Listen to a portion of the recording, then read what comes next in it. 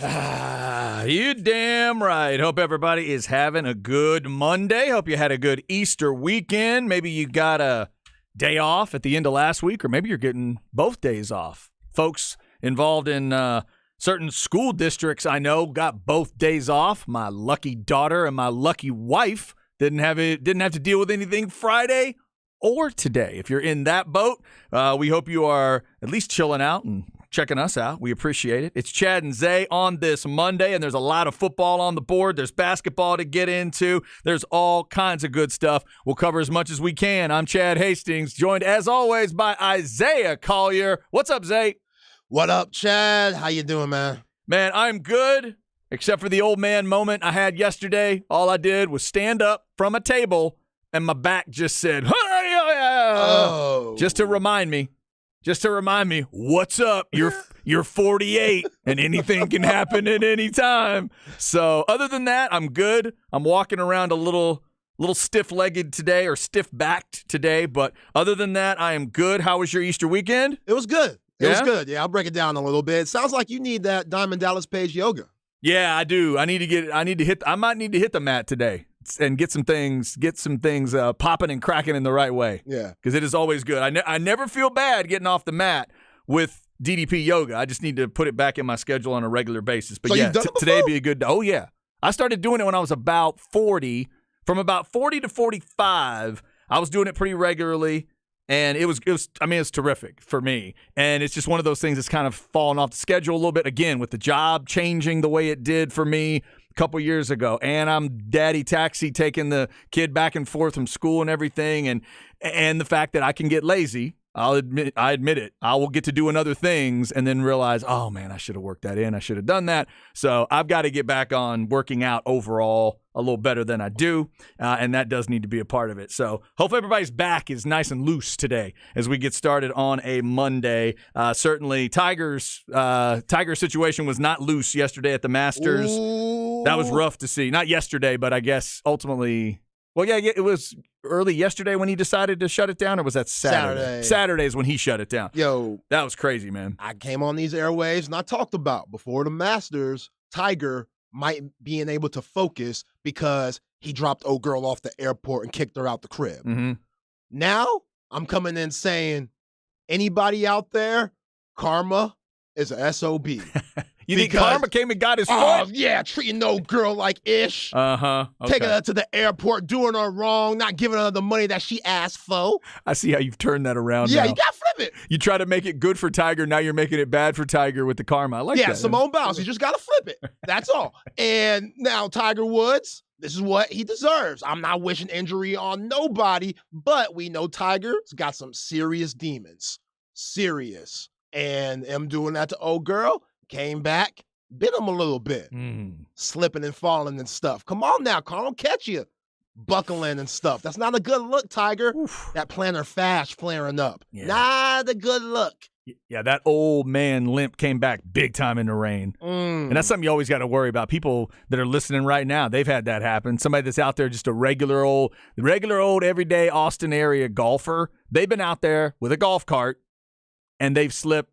And in the rain, they've done a little something and realized, oh, yeah, I remember done a little something to the ankle, feet, back, whatever. Tiger's got to walk every bit of that. And, yeah, you could just feel it going bad for him. So we'll get to a little Masters talk today. Jon Rahm getting the win. We got NFL to get into. We got some Texas basketball news to get into as well. All right, so where are we going to start? You want to go NFL here? Yeah, let's get it. Or you want to make me hungry? Because I feel like you're going to make me hungry at some point during the show. You're right. Yeah, let me break this down first Okay. because this Easter was beautiful. All I right. spent time with family, lovely wife, went over to my parents, and I saw my niece's nephew, brother, his lady, my sister, and her fiance. Beautiful time. And also my in-laws came over. Okay. Kevin and Mary. They came over, kicked it at my parents. But mom and pops, what y'all did yesterday in the kitchen together, because usually mom just gets the credit. But Cece, what he's done in retirement, being able to cook, like I got no cooking from Sylvester Collier back in the day growing up. Uh-huh. Zero, which, mama, I apologize, because he could have helped. Obviously, he has some type of skills, you know? So he's picked it up now in retirement is what you're saying. Yeah, and he whips up this. I feel like I talked about it over Thanksgiving or Christmas, probably Christmas. He whips up this crazy country chili / beans. I don't know what it is. He really don't know what it is. He says it's a little bit different every time. There's some beans, there's some meat, there's some sausage in there, and then with the broth, it's crazy. I've never had it in my life until last Christmas. Well, he is a true artist if it changes every time. Yeah, I don't know like how. that. Yeah, he was like, how? What do you put in? You're like, I don't know. Right. Yeah, Today it's got jelly beans in it. I don't know. but it's good. This works. Yeah, we had a little sausage, ribs, mom made famous mac and cheese, potato salad, ham. It was going crazy over at the Collier household. Wow. So now the second C stands for cook. Yo, it might. Celestia Cook Collier. It might. So the man could teach you a wicked jump shot, could teach you how to drive, and now he can whip up some crazy country chili. Sounds good. Like, very impressed. Very impressed. I just gotta give him his salute and shout out. You know, I got some at the crib. I got about 4 days worth of leftovers. I'm not one of them snobs that says, you know, I can't have leftovers. With the cheapness and inflation going up, leftovers are big time in my life. Love leftovers. Yeah, no shame in my game. Appreciate the leftovers, mom and pop. My sister tried to clown me, talking about, you ain't in college no more. So? Yeah, so what? So what? Did you come home with like an old school ice cream bucket She full? gonna say that, Chad, but bring her own Tupperware from the crib. Yeah. She got some nerve. That's rich, LaShawn. That's real rich. That's real rich. You gonna try to clown me and you bringing over stuff to help you with your leftovers. Did you bring your own Tupperware? Nah, I forgot. I slipped up. Okay. We had the dog and stuff. We were thinking about a lot. I slipped up. Did they at least have something like a old school ice cream bucket for you to take it home in or something? Nah, I had to go OG style, just paper plates, tinfoil. Okay. You know. That's what we used to transport, like chili and stuff in. My grandmothers and great aunts and stuff, they'd always have those old school ice cream buckets. They'd send you home with a little ice cream bucket. Dude, it was the best. Love that. Man, all right, great. Yeah, you made me hungry. Sorry about that. Shout out to Cece, and you know you're making some good like chili if they're willing to make it a part of holidays. Yo. Like that tells me how good it is. So that's fantastic. It was my appetizer. That is going on. Like I had that first, had to wait about 45 minutes, then I had my actual ribs with sausage and everything. It was nice. Very lovely. Yes, good stuff. Good stuff. All right, so hope everybody had a great meal. Hopefully you had the Easter weekend that you wanted, friends and family, and hanging out, doing whatever. Spend some time at church. Spend some time, replenishing all kinds of, emotional, spiritual cups and things like that, or maybe having some badass chili, or all of it. Hope you had a great weekend. We will get into some of the Masters talk, as we mentioned, a little bit of Tiger, but obviously on the good side of it and the winning side, it was Jon Rahm getting his second major. Also, huge news out of the NFL and college basketball. So let's hit both of them. First off, out of the NFL, OBJ headed to Baltimore.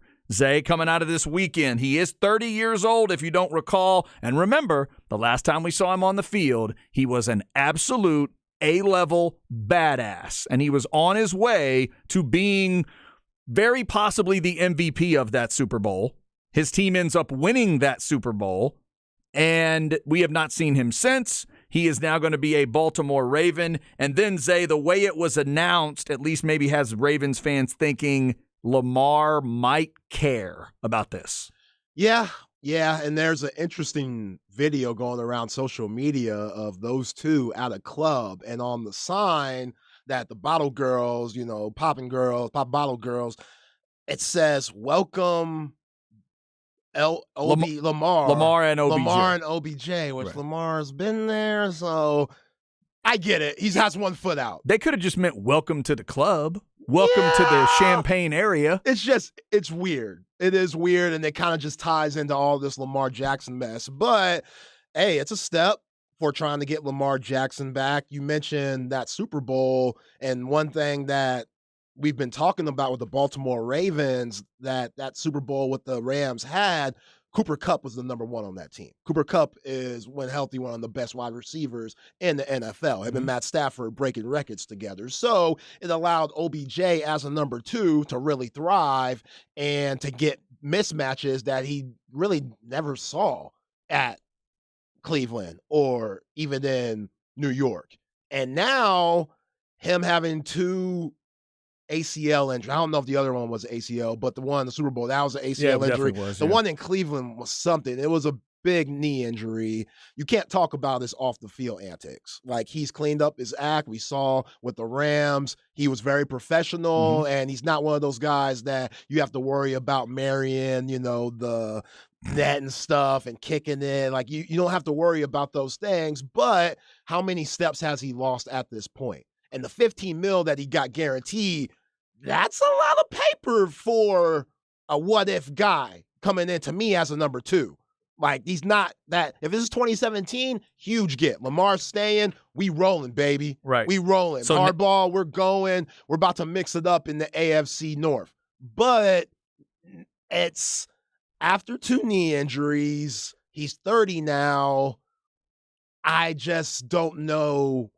It's a solid get, but I just don't think it's what is going to really make Lamar want to stay. So in addition to the thing you mentioned about the club situation and that video, there was a picture that got out of OBJ and Lamar on a FaceTime, and it was a still shot of it, of him kind of saying, not announcing it, but as the announcement was coming out. And I saw that still shot, and the first thing I noticed is, like, what is that around Lamar's neck? It looked like a necklace with the Ravens logo on it. Now, it could have just been some other shield, and I wasn't paying attention. But at least the fact that Lamar was in that image. Remember, Louisville is also Cardinals. Would make me feel bad. Yeah, that's true. Maybe it was something like that. Maybe it was something college-oriented or whatever. But I'm just saying, if you saw a bird. Right. Maybe that's it. Maybe I saw a bird head and it was the wrong bird. Right. I don't know. Yeah. But either way, the fact that he's in the image would make me a little bit happy if I'm a Ravens fan. But you bring up a great point. Does Lamar see this as now they're really putting serious talent around me, or does he think, okay, that's one step, and are they willing to take yet another step? Does this get them talking again? Does this get them thinking about, would he accept a long-term deal that they're thinking of? We'll keep going back to he did say goodbye, so it would be a weird one. That would be a very strange thing to say goodbye, to give your big speech to the town, and then you walk back in. But I know that town would have him back instantly. So where does this go? Are we going to go all the way up to the draft without anything going on with Lamar Jackson? Or could the OBJ situation maybe crank things up a little bit? And we at least know, maybe Lamar will at least tell the Ravens, all right, let's talk before the draft. Because that would change things. Right. So we'll see. OBJ is going to be a Raven. If you have thoughts on that, could be as much as $18 million, but as Zay said, it's a 1-year, $15 million deal on its face for the 30-year-old OBJ. The question is, how old are those legs? You pointed out the multiple injuries. We just don't know right now. That's great agent work right there. It really is. I don't know who his agent is, but that is great work. Mm-hmm. Lamar might want to take some notes. Right? That's right. OBJ put him on. But we know Lamar greedy. He want all that money. That little percentage that the agent be getting, he ain't trying to give that up. That's going to mama. Get a new Benz. Yeah, I guess so. Right. Mama's going to get the agent money? Yeah. Mama going to get the AMG. That agent percentage. So we will obviously be discussing some NFL. We're only 17 days away from the draft. You've also got stories out there that as many as 6 teams are calling the Arizona Cardinals about that third pick. Oh, multiple teams getting a little quarterback crazy. We know it's probably going to be Stroud and Young first 2 picks, but now with that third pick, Arizona, to me, Zay, they'd be insane not to listen to every single offer and probably think about moving that pick. Why do they need the third pick? Absolutely. They don't need a quarterback. No. They got that situation figured out, and there's defensive talent wherever they'll end up. I would definitely take the best offer I could get. If somebody's crazy enough to go all the way up to number 3 for, say, Anthony Richardson, if somebody is really fired up about Anthony Richardson at that level, you let them do it if you're Arizona, and I would take what they've got. So who are the 6 teams? That we don't know. Oh, that I have not seen. Okay. I'm guessing the Colts have to be one of them, just to sort of cover them. Now, they're at 4. In terms of the draft order, but I'm guessing just to try to protect themselves, I wonder, are they willing to go up 1 spot? Because again, they may know who these other teams are that are willing to go up. Like, so Seattle's at 5. I'm trying to look at teams that would need a quarterback. Do the Raiders need a quarterback right now? I can't keep up with all of it. Yeah. I mean, they gave Jimmy Garoppolo a lot of money, but this is it for Jimmy G. This is the last contract he's getting. And we know that he could go out very easily by just getting pushed on the ground. Yeah. Jimmy G is very light. With the Falcons, we talked about their situation. They're kind of a confusing team. Heineke backs up Ritter, but how much do they love Ritter? They pick 8th in the draft. Tennessee's down at 11. You and I were talking about them before the show. There's an updated story on Jeffrey Simmons getting a lot of money. That's cool defensively, but what are they offensively? Are they going to go? Is that where they're moving, and that's their guy for sure? What is going on with Tannehill? Would they think about drafting somebody if a quarterback's sitting there at 11? Would they be willing to go up in the draft? So keep your eyes peeled for all of that in the NFL. Also, before this first break, Zay, let's hit the Texas basketball news. There's been a lot of kind of guys coming home recently, the last few years with Texas, whether it's Chris Ogden, Rodney Terry, whoever else you'd want to mention. And now word comes down that Frank Haith may be headed back to Austin. If you don't know, Frank Haith has been a head coach, obviously at a couple spots, but he has also been with Memphis, I believe it was, this past season. Do I have that right, Zay? Yeah, with Penny Hardaway. He was with Memphis. Okay, there you go, with Hardaway. And now it appears that he may be coming back to Austin to reunite with Rodney Terry. He would have been one of the assistants along with Terry for a Rick Barnes team back in the day. Yeah, those early 2000s teams, I want to say 2001 to 2004, so he was part of that Final Four team, and he brought some really good players into Texas when he was here. Went off to Miami, had some good years at Missouri, and then he had some troubles off the court. But if NIL would have been back in, place during that time, would he have gotten in trouble? I don't know. But, at Tulsa, he was all right, then went on with Penny Hardaway at Memphis, and now just being a guy who knows the Austin area, and the fact that he's been to multiple stops, he's definitely covered ground recruiting-wise at those multiple stops of going global. So I think this is a good get for Coach Terry, someone he's familiar with, and along with, guys like Chappelle and Ogden, McClain, Donald Wald, this is still a really good staff who just added on another really good piece. And we heard Rodney Terry say it in his introductory press conference when he was officially named the head coach. He talked about how special Texas was to him. It took him away from a head coaching job. Now, that wouldn't be the case for Haith. He would be an assistant somewhere else, moving to an assistant job at Texas. But I think we could all agree Frank Haith there are probably situations out there where Frank Haith could be a head coach. Yeah.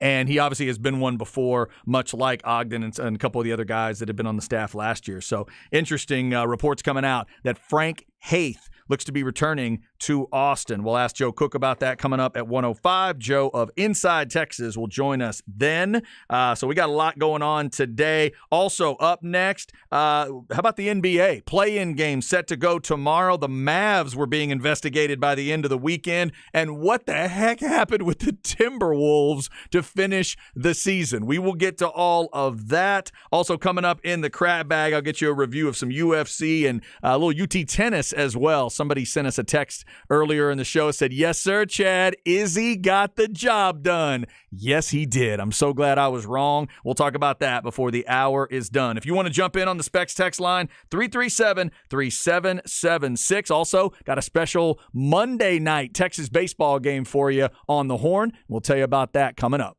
right here.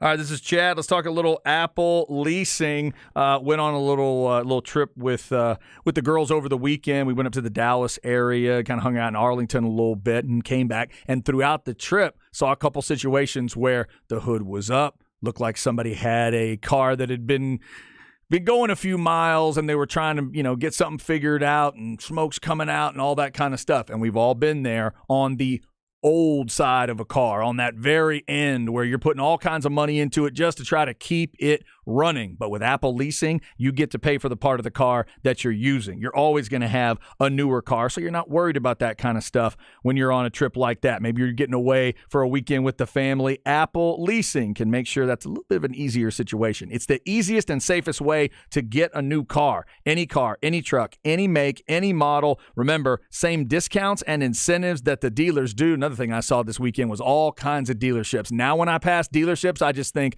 ooh, that hassle's done. I don't have to worry about it anymore because Apple Leasing takes all that away. Again, they get the same discounts that they do, the rebates and the selection choices and the holiday sales if they're there, all that stuff. They get that, and they just pass the savings on to you and take all the hassle for themselves. You're going to sign everything electronically, and remember, they will deliver right to your driveway just like they did for me. They'll drive your trade-in away as well if that's what you need them to do. 346-9977 is that number. Call them up. Tell them you heard about it here on the Horn. 346-9977 or go to appleleasing.com.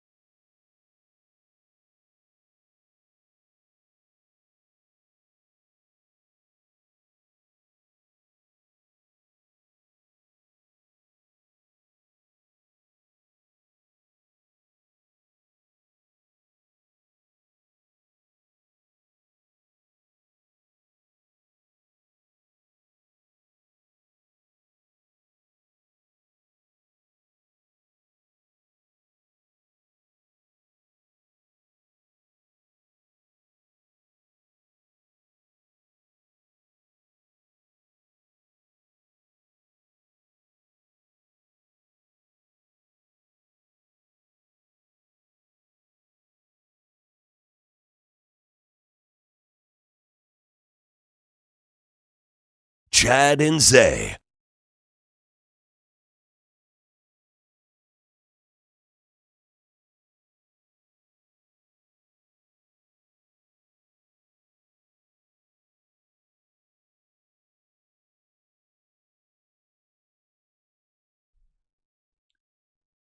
Oh, yeah. Is this song called like Waiting for Love? No. Waiting for, what's he saying right there? Waiting for something.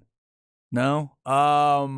Oh, no. This is, it is the guy I was thinking of. This is 2 Tickets to Paradise. Eddie Money. There we go. Yes. Eddie. Never saw Eddie Money back in the heyday. I'm assuming Eddie's still out there. Heading out on tour. Shout out for Eddie Money getting us started today. Also, shout out to the poor bastard I overheard at the hotel yesterday who went all the way to Arlington thinking Billy Joel and Stevie Nicks were still playing. Oh, Zay, man. I overheard him tell the guy at the front desk they got out there. I guess they went over to the parking lot area and realized, hey, there's not a lot of people. What's going on? Then they look it up online and see it. Said they didn't get any emails. So I guess there still are people that are getting like hard paper tickets to concerts and they have no contact point. That's like old school. That's the way we used to do it. That's real old school. Thankfully, I haven't had many of those. I had one here in town where I was standing in line and based on a hurricane in another area, a band couldn't get to Austin. It was the Black Crowes. And we had to wait a week. And then the tickets were good and you wait a week and you go back. And we did. But I hadn't experienced that. So we went to Arlington knowing they weren't going to play. We were depressed about it, and every time we saw the stadium, we'd get a little sad. But there were actually people that thought they were playing. That makes me cringe. Like, I'd be so mad. Right? How pissed off would you be? I was pissed off as Rudy Gobert when he gave Kyle Anderson that one piece. Yeah, there's drama. Even when you're good in the NBA, there's drama. Apparently, even when you're good, you're involved in playoff discussions. You're still getting after it. All right, so we will get into some NBA talk. Let me get you a couple of reminders before we do that. First off, Texas baseball, because of the rain over the weekend, instead of what was going to be a cool little schedule, Easter schedule and get off and have a day off, no, they had to play Friday, Saturday, Sunday. Now they had already scheduled Monday and Tuesday. Texas at Texas State sold out. It's going to be a madhouse down in San Marcos. For those of you that have been down there, that stadium's very cool. I've been down there for a game or two, and they are going to be fired up tonight. What did I hear today? They can get is it somewhere around? I was thinking of the basketball. It's not like 20,000. I don't know what the capacity is. It's not 20,000. But they can get a lot of folks. I want to say it's maybe between 6 and 10. Okay. Something like that. So let me know if you're a Texas State fan what that place is at capacity. I know they're excited about that one tonight. Texas gets the series from Kansas State, and they're playing Texas State tonight. 6 o'clock start. 5:45 pregame, so no soccer matters tonight on a Monday night. By the way, Chad, Eddie Money's dead. Eddie Money died? Yeah, he's oh, dead. okay. Yeah. Say rest in peace. Yeah. Eddie Money. If I'd said it the other way, he'd have still been alive. And then it would have been tragic. Yeah. Yeah, so tonight, it's going to be interesting because we knew before all the rain and stuff hit last week, it would have been Thursday, Friday, Saturday for the Horns, and they would have been able to rest yesterday and coming into this trip right up 35. So now 4 games back to back to back to back. That could be a lot. What's 5? They play tomorrow too? I know that. Yeah. Then that. Yeah. So that could be a lot, but I love this game. Loved it when it was Ty Harrington versus Augie Garrido. Like, this Texas State, like you said, they get up for these games, and it's going to be a great environment. I hope they keep this alive when they go to the SEC as well. Too. Yeah, they need to keep playing Texas State. Hopefully that there wouldn't be any. There's no hard feelings. They haven't been in the same conference maybe ever. So shout out to Coach Pierce getting the boot yesterday. That's what I'm talking about. Protect your players, dog. Yeah, that's a weird situation. Maybe if you're the umpire there when you're dealing with pitch clocks and stuff, you might want to notice when the trainer is on the field. He's hurt. Yeah, there's a trainer on the field. Injured. Yeah. Let's have some respect. These Blues are driving me nuts. They're crazy, man. I get that they're trying to work with the new rules and they're trying to keep things moving. I get that. The trainer's on the field. Do we need to get the guy out there with the big bright sleeve like in college football to where you know that we're in a break? Come on, Blue. Yeah, I'm with that. I'm with him getting tossed. Now, Eric Kennedy, he was wilding. But David Pierce, come on, respect my players, protect my players. That's it. That's it. If you're the ump, if you're the Blue, let's, I don't know, have a clear mind and understand, coach is just upset because guy got hurt, so he's mad at that, and we're trying to take time away. Like, let's not do that. Come on. Yeah, you're telling the next batter to get in the box while they're still they're attending to a guy on first base. Like, come on, man. You got to notice these things. What are you doing? You make everybody look. You make the batter seem like the bad guy there. And by the way, let me just make sure I'm clear on the Eric Kennedy thing. If I say something, I might be able to get away with it, but if I say something and we've got the F flavoring word in there, is that when? Yeah. Is that when I'm going? That's tough. Okay. That's tough. Now, I don't think it was at him. No. But it was at the call. Okay, so I'm not that allowed. He made. Yeah, that's not effing close, essentially, is what. He's not allowed to do that? It's Easter, Chad. Oh, I see. It's Easter. Come on, F word on the Lord's Day. That's tough. It's tough. You really want. I get it. Yeah, I get the competitive nature. I love Eric Kennedy, but it's you're really testing it on Easter. The phrase, young man, is he is risen, not the F word is risen. You don't need to rise that up. That does not need to rise up on Easter Sunday. Now, if it's a different Sunday, I'm like, maybe let it slide. Okay. I get it. You upset. You upset about the call, but come on. Everybody's there in their good clothes. Yeah, they nice clothes. They Easter pink. Yeah. By the way, now that everybody's got a camera and a phone, do people do like clothing pictures on Easter? Like, does anybody stand at the front door of the church and just take pictures of folks walking in and send it out on social media randomly? Nah, because you gotta respect the Lord. It's okay. afterwards. That's the photo. You might do that. Okay. Yeah. Oh man. Because I know those are getting passed around. I know those are getting passed around. Like, will you look at what Marjorie wore to church today? My God. My grandma Mabel, God bless her soul. I love you. I miss you.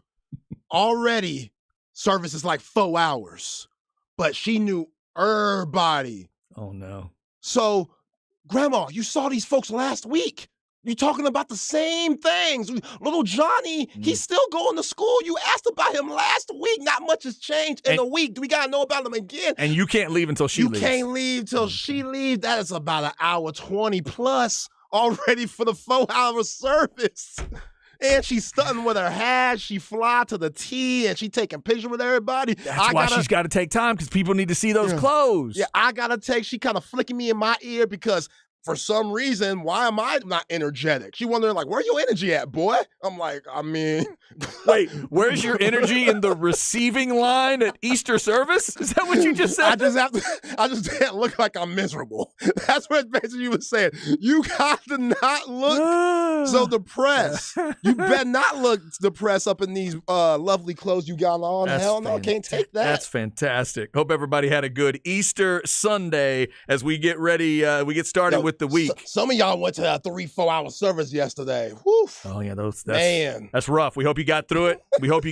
And we hope you did not punch a wall. But if you missed it in the NBA yesterday, we had one of those moments, and we would like to hear from you today on the Specs text line. Have you ever been mad enough that you punched a wall or that you punched a window and you hurt yourself? An NBA player yesterday, make sure I get it right, Zay, is it Jaden McDaniels? Yeah, is that his name? McDaniels. Okay. He got mad.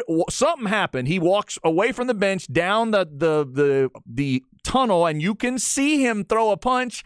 Yeah, he punched a wall and broke his hand. Wow. So he is out for the rest of the playoffs, if I am not mistaken. And then on the bench, there were 2 players getting involved in something. Rudy Gobert and what's Anderson's first name? Kyle, thank you. Kyle Anderson and Rudy Gobert get into it. Apparently, they were having a little disagreement. Then Anderson threw the B word at Gobert. Gobert didn't appreciate it, and he shoved him back. Some people have called it a punch. I wouldn't call that a punch. That was a good long arm shove. It was weak. We're getting a little saucy. That's fine.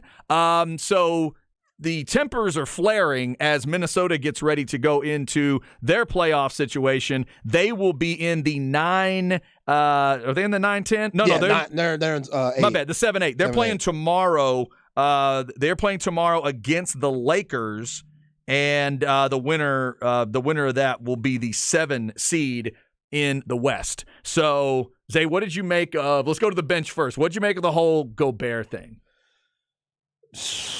Man, I mean, it never looks good.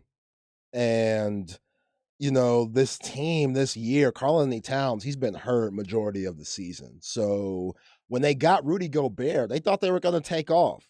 And with Cat being injured, you haven't really got to see the full Minnesota Timberwolves. Anthony Edwards, he's had a solid year in year 3, the former number 1 pick, and Rudy Gobert, he's been all right, but you just see the frustration. Like, even though they're going to be in the play-in doesn't mean you make the playoffs. They could easily lose these 2 games, which I think they are, because Jaden McDaniels, him punching his hand, that was so stupid.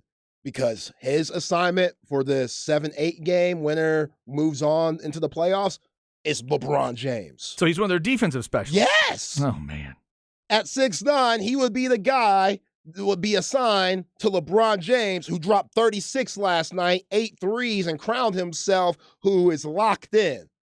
He is locked in. Yeah, he does look pretty focused right now. He looks pretty damn focused, and he was taking it pretty easy. I watched that game yesterday. He was chilling. He wasn't exerting. All of the players, they were like, yo, we got bigger games to play. Let's just play hard enough to get some momentum for tomorrow night against Minnesota. But he's locked in, and if they win, moving to the Grizzlies, I think that's going to be a tough matchup for the Grizzlies because they don't have Brandon Clark. He tore his ACL, and I don't think they're going to have Steven Adams either. So that's going to hurt them. But, yeah, Minnesota Timberwolves, it's weak. I mean, Rudy Gobert, he might be French, but he know what to be wormy. Yeah, no, he does. He definitely does. He get it. That is tomorrow night, and like Zay says, the winner gets Memphis. Minnesota and the Lakers in the East. Atlanta will play Miami, and the winner of that one gets Boston. So, yes, the punch of the wall affects that team, and that was an absolutely crazy story. So we got the playoffs all set now. The other story we'll get into at some point today is my Dallas Mavericks being investigated by the league for what they did Friday night. I could not believe it, Zay, when I saw it, that they were sitting 5 players for the last home game of the year. Then Luka plays 12 minutes and comes out the rest of the game, and they lost close, single digits to Chicago, and then it's over. And even though I'm a fan, I have no problem with them getting investigated. It feels like the sloppiest, most awkward way to do whatever it is they're doing. I'm not saying you can't do it, but I think they're doing it in such an awkward way. Yeah, this is Mark Cuban giving an FU to the association for him feeling like they got hosed in that Warriors game where they took the ball out on their end and scored without giving the Mavs fans any knowledge of what's up. And Mark Cuban, remember, he felt like he said this is the worst thing he's ever seen in his history of being in the NBA. And he talked about how big of a game it was, which it was. It was a big game. It was, yeah. It was a huge game, especially if you see where they are at now. And they protested the game. And they protested that, and everybody had such a huge fit and whatnot. So after he did that, and the NBA said, no, you have no case here, he was like, okay, well, y'all screwed us. Right. I'm just going to sit my guys, because that was the game where we thought we would get back into things and give us some type of playoff chance, which they can't say that the NBA is going to look at them and say, when you got Kyrie Irving, look at y'all's record. It is awful. So it's not just that game or that incident against the Warriors, but, Cuban, like, that's how he thinks. So he's basically saying, y'all screwed us, well, we're just going to sit our players and we're going to get in the Victor Wembanyama sweepstakes. And the NBA's like, nah, you're too close to a play-in game not to try to go for it. Yeah, that's a joke. This is why we got the play-ins. So this stuff can't be happening. Yeah. And for y'all to do this when we already know you're upset and disgruntled at us, come on, Cuban, he's made way too much money to be that stupid. He ain't that stupid. Yeah, and I'm reading, something with the Porzingis trade. They still have like a top 10 protected pick that they would owe the Knicks. And so some people think they're trying to somehow work around that. And there's just all kinds of weird stuff. But they have just been so clunky to the end here. 5-11, I think it is, when Kyrie and Luka both play. Just not what you would have expected. And set that all-time record you've probably seen. Nobody that's ever been in the situation they were in, they were like the 4 seed and whatever the record was right before they got Kyrie Irving. No team in the history of the league since the merger has ever been in that slot and not made the playoffs. Yeah. Never. That's a joke. They couldn't even make a new thing they came up with to get you in the playoffs if you're the 10 or 11 or whatever. And they weren't guaranteed. They needed to win out, and Sacramento still had to lose a game. But once they did what they did Friday, it was done. It was over. So that story is also out there in the NBA today. T-Wolves pushing and shoving. Play-in games start tomorrow night. We get the 2 7-8 games. We'll be talking about that. And all the series are set, except, of course, play-in games will determine who are the 7 and 8 seeds. Best part about the scuffle with the Timberwolves, lifetime Timberwolf Kevin Garnett on Twitter retweeted that and said, nothing like a light scuffle to tighten up the screws before the playoffs. LFG. Tighten up. Let's effing go. Tighten up the screws. KG, not everybody's that talented as you to where they could go punch somebody in their face and then go get them 29 and 15. Wait, do you think KG was serious? Oh, he's dead serious. When you read that to me earlier, I just thought you meant he was clowning him. But that Kevin Garnett is dead serious right here. Wow. So he thinks this is team building. Yes.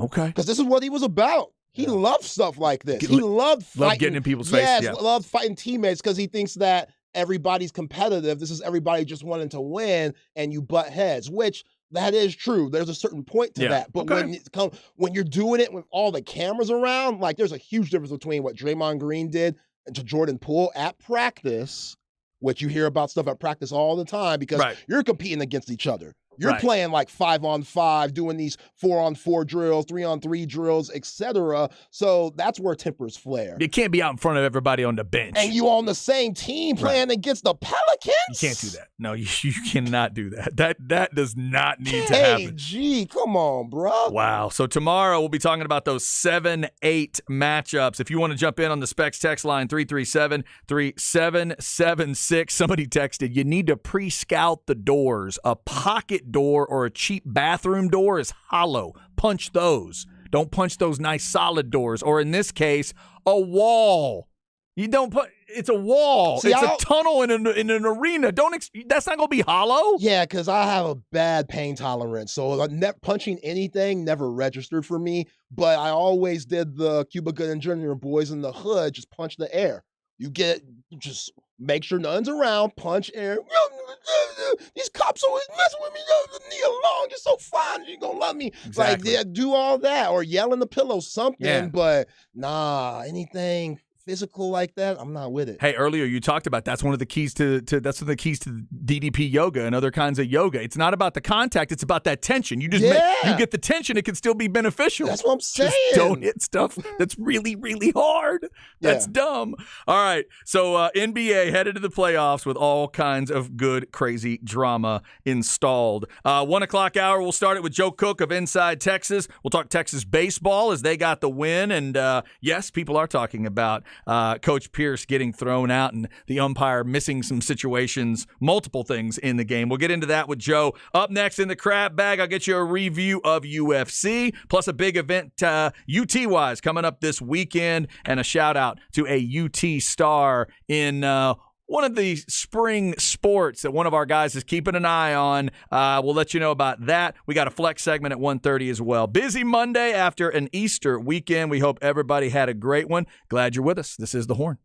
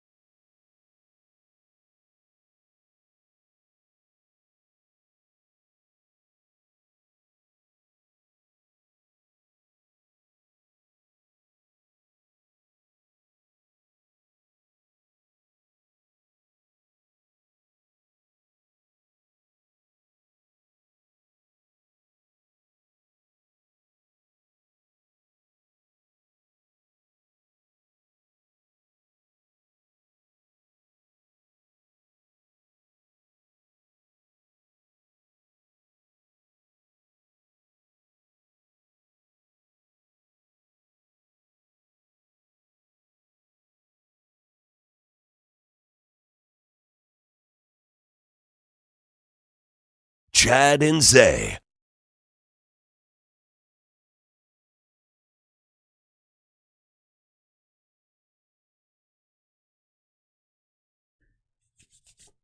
Hope you had a great Easter weekend. That's the long lead in here. Flock of seagulls, Iran. Yep. There you go. Oh, what great hair. I mean, this was some 80s hair right here. Flock of Seagulls and Eddie Money. Now we're talking 80s to get us started today. Hope you're having a great Monday. Thank you to those of you on the Specs text line, 337-3776. Somebody tells us 3,500 for baseball at Texas State. I was trying to throw more seats in there. 3,500. It is all sold out tonight for that. So they're going to try to fit as many as they can in. 6 o'clock start, 5:45 pregame. Texas at Texas State. It's one of those series that Augie kept going through the years. I know he really believed in that, and it goes way back with Texas and Texas State, obviously, back into those Southwest Texas days. For those of you that are SWT folks, and I know a few people that will tell you that. I didn't go to Texas State. Oh, like my parents. No, they'll tell you. Southwest Texas State. I got you. Eat them up, cats. Shout out to the SWT people. Whichever version of the Cats you are, we're glad you're checking us out today. Got a lot of football on the board. Your countdown sounds like this: 5 days till Texas spring game. We'll be talking about that this week, including with Joe Cook of Inside Texas coming right up. 17 days till the NFL draft, and Texas' first football game is only 145 days away. So we are closing in. Football never dies around here, but there's a lot of basketball on the board. Somebody was texting us about whether Luka would ask for a trade, although Luka did say he was happy over the weekend, said he was happy in Dallas. Somebody else texted, Rudy Gobert is a punk and has always been a punk. Man, Kyrie Irving said he's been happy with 3 different organizations. That don't mean nothing. That's true, although Kyrie is a little different. Kyrie's to the point now where I'm not sure if I believe anything Kyrie Irving says. I might give Luka a little bit of the benefit of the doubt. I don't trust none of these players. Yeah, and there's just so much apathy in Dallas right now, too. I just don't know if anybody really cares, truly. Like, to all of them, to a man, I don't sense any real anger or really any effort to try to fix anything. I mean, sticking Jason Kidd out there after you made that decision Friday and letting him try to explain it to everybody, oh, my God. The guy who hasn't seemed like he cared the whole season, you're going to have him explain this one to us? Yeah. Come on, man. Jason Kidd, he loves the game, but I don't know if he's head coach material. It is weird. Yeah, he is really strange right now. All right, Joe Cook coming up here in a little bit. Let's get you a couple things in the crap bag real quick, shall we? Chad's crap bag. Crap bag. If you need an easy way to remember it, just think of a bag of crap. Brought to you by AV Consultations, 255-8678, or go to avconsultations.com. 2 big shout-outs here in the crap bag today. First off, to Israel, the last style bender, Adesanya. Thank you, sir. Thank you for that performance. I am so glad I was wrong. But in fighting, a lot of times when we see those upsets, it changes that other fighter forever. Thank God Israel didn't let it happen. Adesanya baited the opponent into. This is a guy he had lost to in kickboxing fights and lost the belt to him. But he comes back to get the belt. Incredible performance. He baited him into it. It looked like for a second he was going to start taking damage, and I thought, oh, Izzy, no, please, what are you doing? And then he clocked that dude with a right hand from hell, followed it with another big punch, hammer fist, and we're done. And Adesanya also, he used to have one of my favorite celebrations, Zay, when he would win a fight. He'd go down into this kind of squat position, and he would do like a machine gun thing to the other guy. But now he's got a new one. As soon as the dude went down and they called the fight, Izzy stood up and fired imaginary arrows at him, pulling the bow back 3 or 4 times, and then got to celebrate. It was fantastic. He was so happy he got the belt back. So he won the belt, defended 5 times, lost it, now has avenged it. Let's see where Adesanya goes from here. This is the 185 belt, the belt that Anderson Silva made famous through the years. Now he's got 5 defenses plus another championship win. Now let's see if he can make a run here. I love watching Adesanya fight, and he's got attitude for days. That might be one of the greatest celebrations I've ever seen. Wasn't that good? That was crazy. I love him. He's one of those, I'm always looking for somebody that can be transcendent in that sport and grab fans from other sports to just peek in on UFC. Ronda Rousey had that power. Brock Lesnar had that power. John Jones had and has that power, certainly now with what John Jones just pulled off. There's certain people that can do it. Conor McGregor obviously had that power. Now I'm hoping people start seeing Adesanya that way because he's got it all. So why'd he do the sleep thing? Because he knocked him out. Oh, okay. That was great, too. Just that's all. That fall to the ground. I thought there was more to it. No, I've never seen him do that. I think that was just him just saying, hey, I just put that dude to sleep. Okay.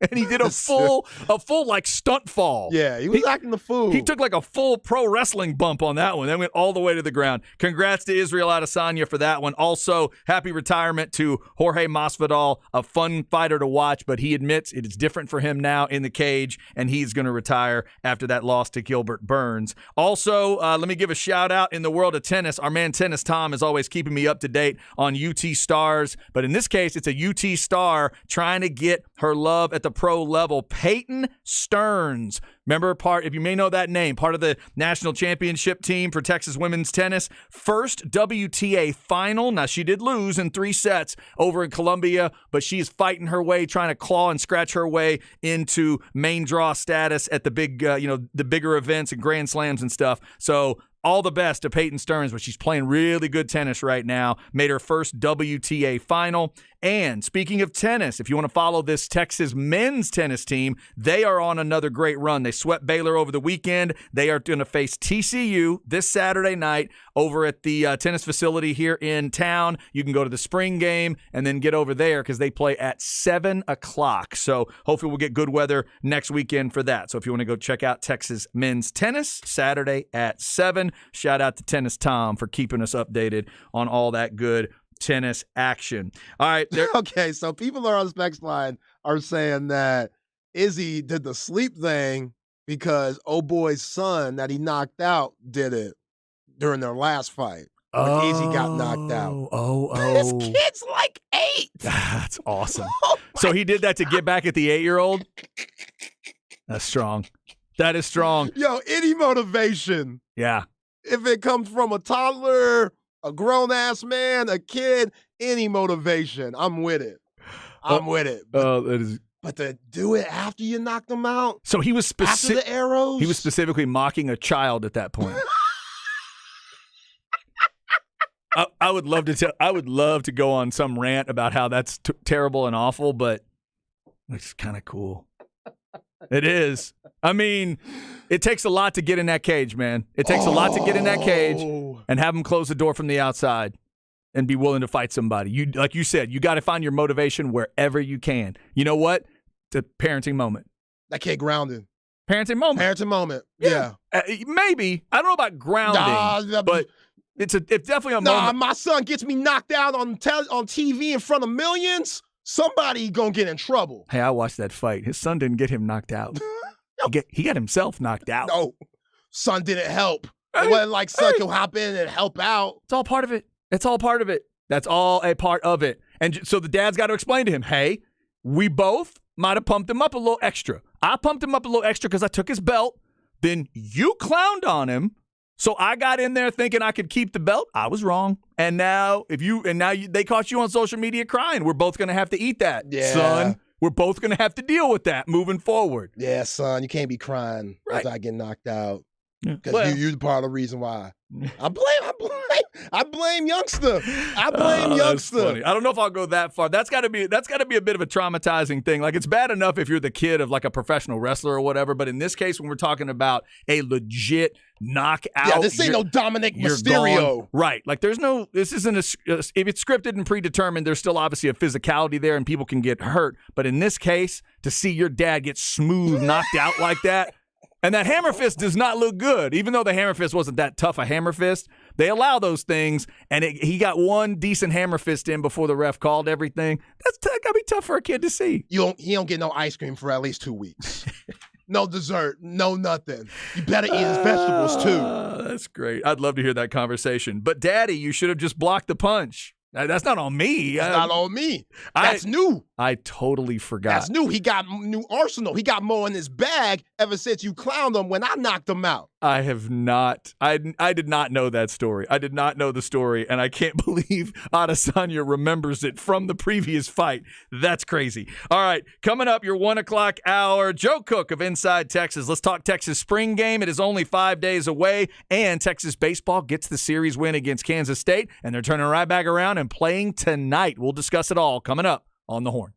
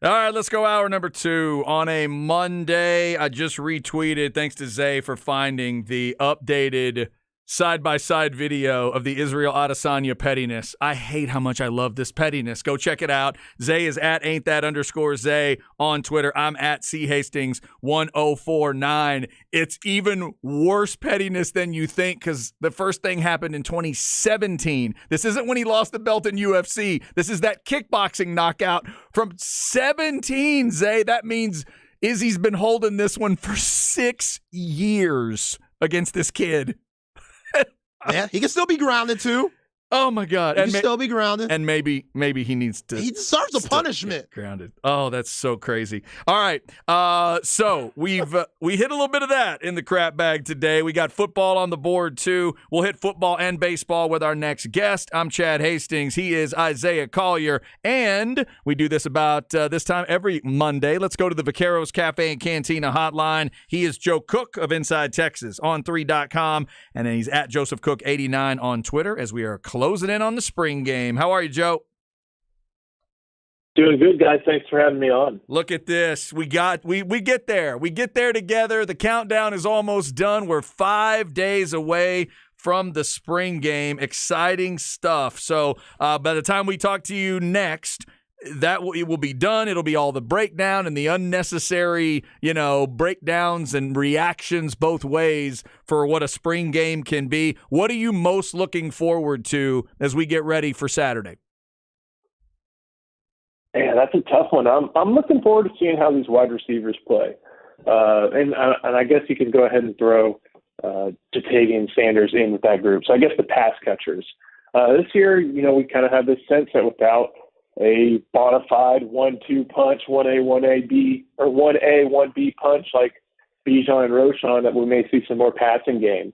And that may include, one tight end on the field instead of two, like they had last year often to emphasize that running game. So I'm really looking forward to seeing how these receivers play, whether it be Xavier Worthy, who hopefully has 2 healthy hands, whether it be Jordan Whittington back and healthy again, and then also guys like DeAndre Moore, Jonte Cook, who drew a lot of praise from their fellow players last week, and even A.D. Mitchell and Casey Kane, and of course Jatavian Sanders. So they'll have a pretty good defensive back unit to go against. A lot of experience in that group, at least a season's worth pretty much everywhere, and a lot of upperclassmen experience. So I really want to see how the passing game looks, and I think Steve Sarkisian does too. He's not going to get too elaborate with what he shows, but at the beginning of spring, that was something that was a big area of emphasis for him in these 15 practices. So that's really what I want to see. Hopefully we have it all intertwines. Hopefully the offensive line is able to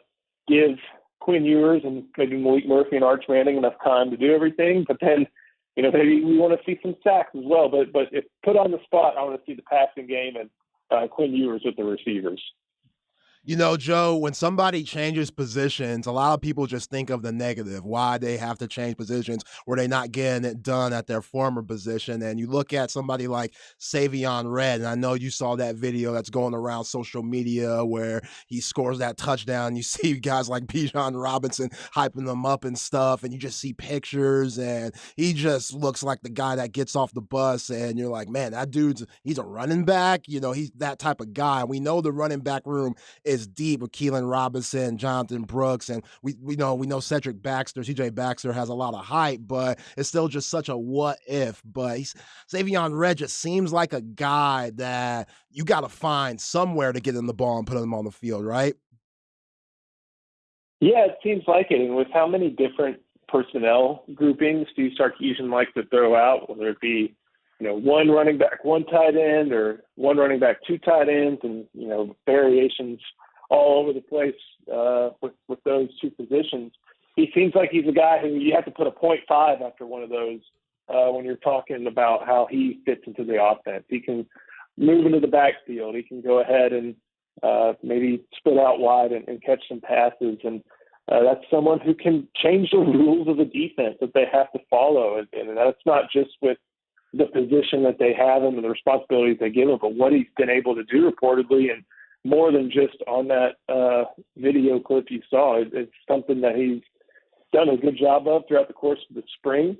But at the same time, there are some pretty talented running backs ahead of them, a little bit more unproven, but not as unproven as Red, especially when it comes to Brooks and Blue and Baxter. But yeah, he seems like someone who you definitely use over the course of a game several times over the course of a season in order to shake things up, make defenses, make the players on defense have their heads swim a little bit more and use his talents to your advantage. And, the fact that he's picking up running back isn't much as a surprise. If you all remember, Roschon Johnson, he didn't really have a ton of adjusting to do when he went to running back, and that's because when he was at Port Neches Groves, they ran him between the tackles pretty often behind regular running schemes. And same thing happened for Savion Red at Grand Prairie. He played the what I like to call the go win the game position, and that's what he did often for the Gophers, and that included a lot of between the tackles running. So I'm excited to see what he's able to do. Still have to figure out the format a little bit. I'm not sure if or when we'll be able to talk to Steve Sarkisian this week, but hopefully it's it's something that allows him the opportunity to get some good run behind this at least the second team and hopefully some first team action too. Talking with Joe Cook inside Texas. Joe, speaking of first team and second team, do you expect the quarterback to take the first snaps that's not Quinn Ewers? Do you expect it to be Maalik Murphy? And if so, what do we expect from him? There's a lot of kind of mystery, I guess, around him in a way for Texas fans just because of how, what they haven't been able to see because of his injury situation. I would expect him to be the number 2 guy. Like I said, we still don't know. Steve Sarkisian would prefer for this to be as close to a game as possible. And then there's the depth at various positions to do that now. I don't know if it'd be offense versus defense or orange versus white or anything like that. But as far as Murphy goes, I hope they take a deep shot with him. And I really hope that people are able to see some of the things that Steve Sarkisian has seen for a long time, and that's the frame, the arm, and the ability to really push the ball downfield. I think all 3 of Texas quarterbacks, top 3 quarterbacks, have a great skill set for doing that. But man, when you're 6'4", 6'5", when you're 230 or almost 235, you can put a little bit more into it than if you're 6'2" or 6'3" and 210 or 220. It's just, I think that's how science works, and that's what I really want to see. I want to see him able to show off the cannon.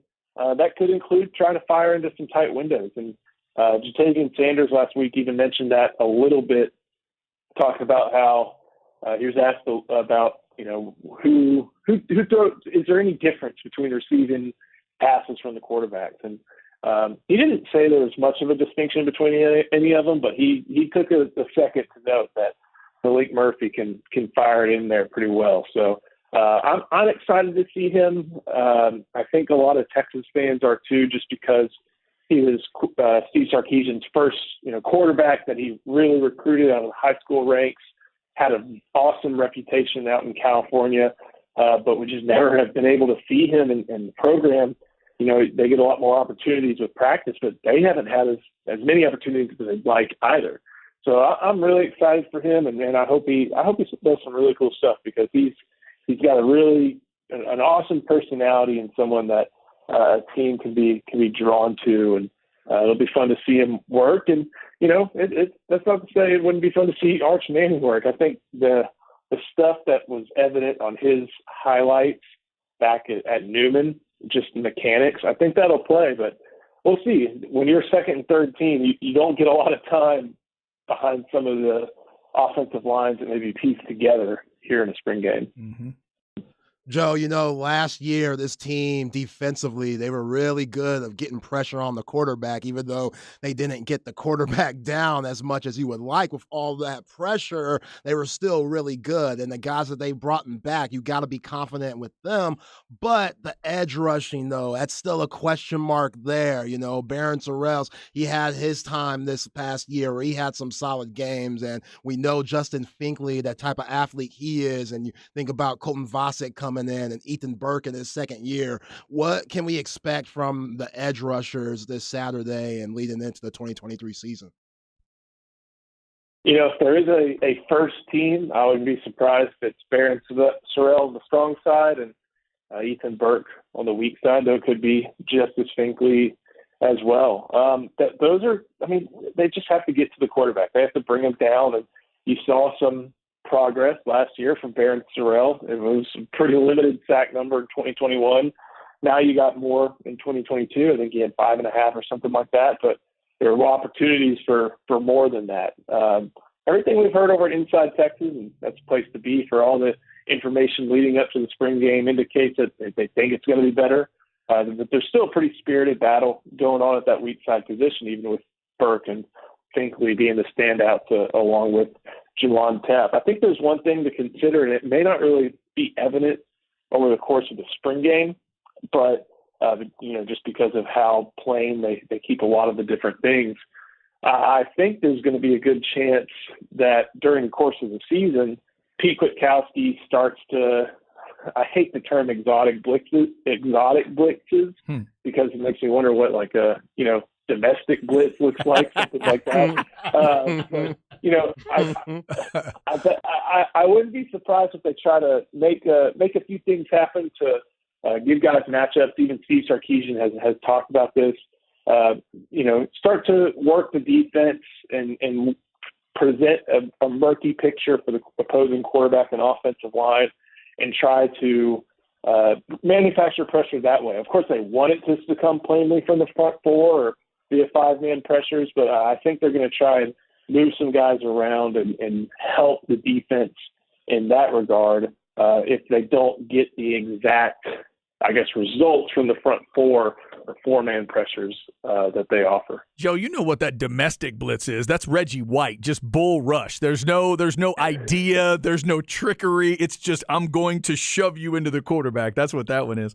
Hey, I wanted to get your thoughts real quick on Texas baseball. They get the series win against K-State, but I know there's been a lot of talk about the circumstances around Coach Pierce getting thrown out. I don't want to be the old man here, but come on, Blue. Can we not realize there's a trainer on the field? I know we got pitch clocks going now, but is this just a matter, Joe, of the umpires need to realize a situation and realize that, there's a clock, but there's also a baseball game being played?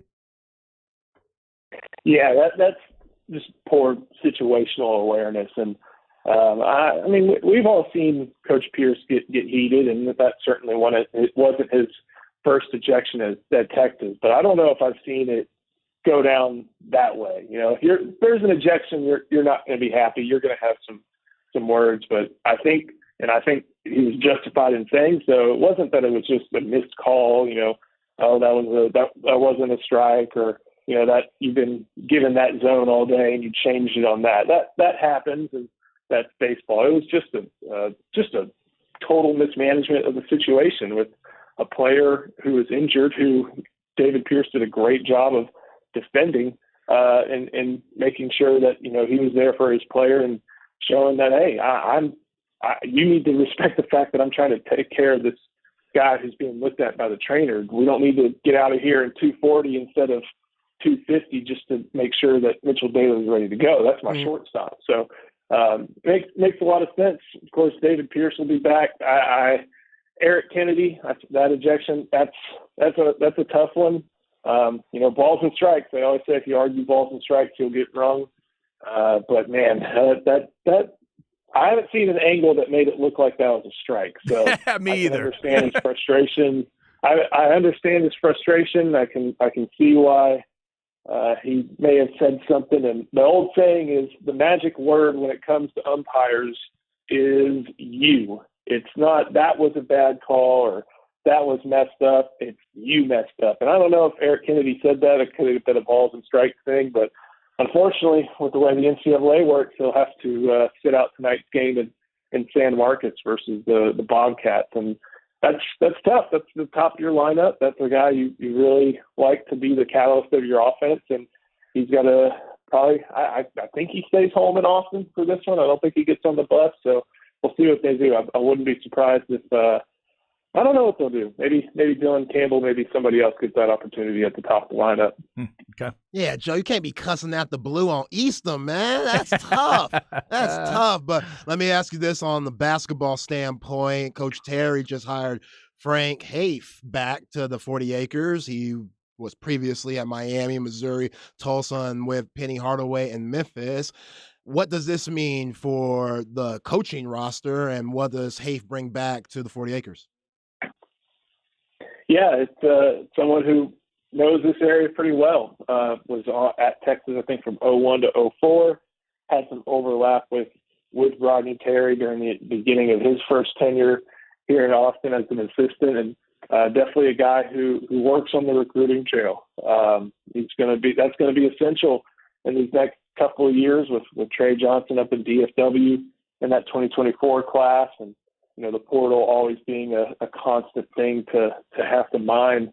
And he's for Rodney Terry, he's got plenty of head coaching experience. Everybody else in that roster or on that coaching staff seems to. With Steve McClain, even though he's not an actual coach or assistant coach, I don't think he's got experience. Of course, Chris Ogden, Bob Donwald, Brandon Chappelle's the only one I don't think who has head coach experience. But for someone who is making, admittedly, a big step up between a program like Fresno State or UTEP in Texas, it helps to have someone like Frank Haith, who's been all over and seen basketball over and has his own head coaching experience. So I think it's a smart hire. I think maybe we'll see what what doors that hire is able to open up. But I like Frank Haith. I thought he did some good things at his other stops, and I'm sure he'll be a positive aspect of the program for Rodney Terry to lean on. That is Joe Cook, Inside Texas on 3.com. He's at Joseph Cook 89 on Twitter. We're 5 days away from the Texas spring game. Joe, we appreciate it as always. Enjoy the spring game, and next week we will review that spring game, see how everybody looked. Thanks, man. Sounds good, guys. Thank you so much. Good stuff. Thanks, Joe. 5 days till the spring game and only 145 till that first Texas football game. So we start to get to maybe try to answer some questions starting this week. The overreaction of a spring game, always interesting. All right, coming up, we'll get you the flex segment. Speaking of such things, one of our favorite flex guys already showing off in a spring game. We will talk about that, plus some other offers and visits that happened over the weekend. If you missed the drama in the NBA, we will get back to that. Plus, Zay has found the sound of Israel Adesanya explaining how petty he was when referencing the son of the guy that he knocked out over the weekend. Oh, I hate myself for how much I'm enjoying that story. More coming up on The Horn.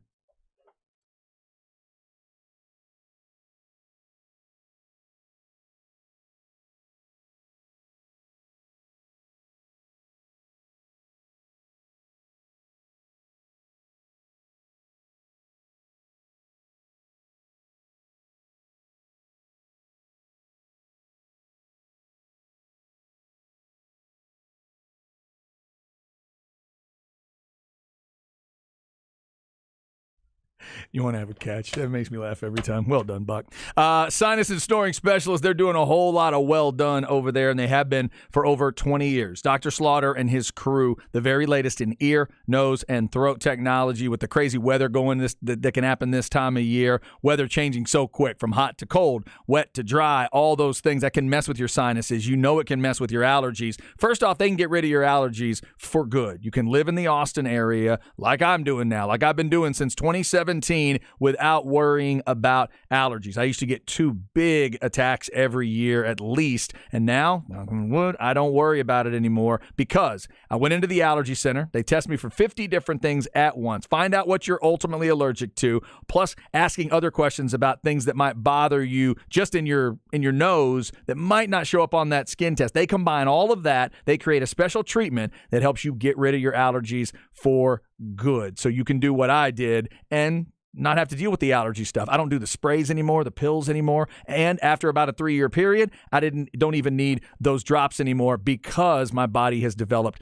the defenses. My initial exam took less than an hour. They work with most insurance, and the allergy testing, it is done without needles, so you don't need to freak out there. Check them out. Call for your appointment today, 512-601-0303, or go to sinussnoringent.com. It's sinus and snoring specialists. Feel clear, rested, and healthy.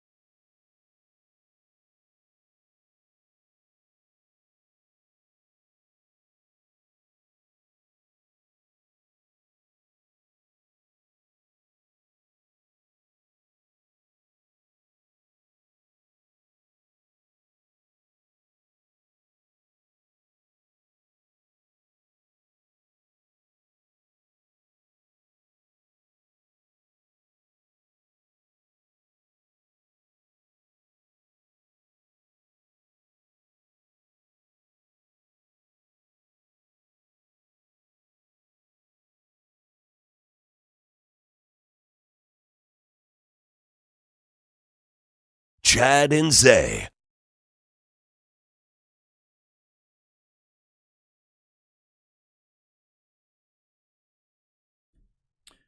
All right. Like this. Get a little funky on a Monday coming out of the Easter weekend. Hope everybody had a great Easter. I don't recognize it, Zay. Should I know? Kinda. Kinda? Yeah.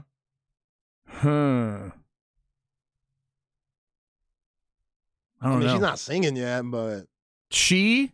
yeah. Oh. Hang on. There we go. Okay.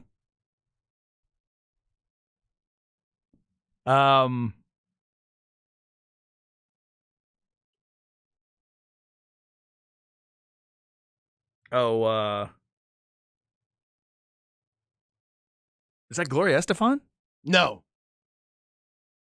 All right, I don't know who is it. Evelyn King. Evelyn Champagne King. Ooh, well, I like the champagne in the middle. That's well Yeah. done.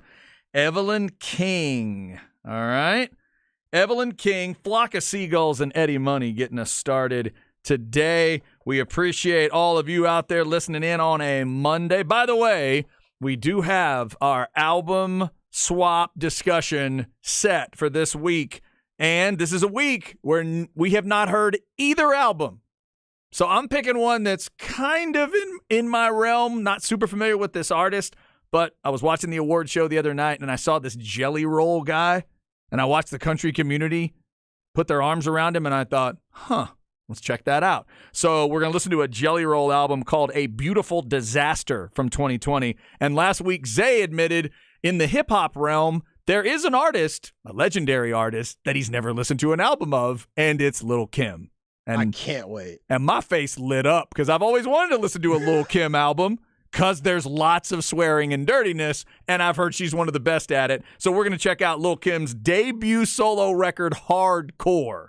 And if she calls it hardcore, it's got to be that. So we'll get to those two albums on Thursday at 2 o'clock. We'll talk a little bit of album stuff. So we're doing double the work this week. Each of us, and normally we both listen to the two albums anyway, but these are two albums neither of us have ever heard. So we'll get to that this week. Right now, let's get into the Flex segment. We'll talk about a Flex superstar that looks like he's going to be pretty good at the next level. Flex ATX for the best high school sports coverage. Listen to the Horn and go to FLXATX.com.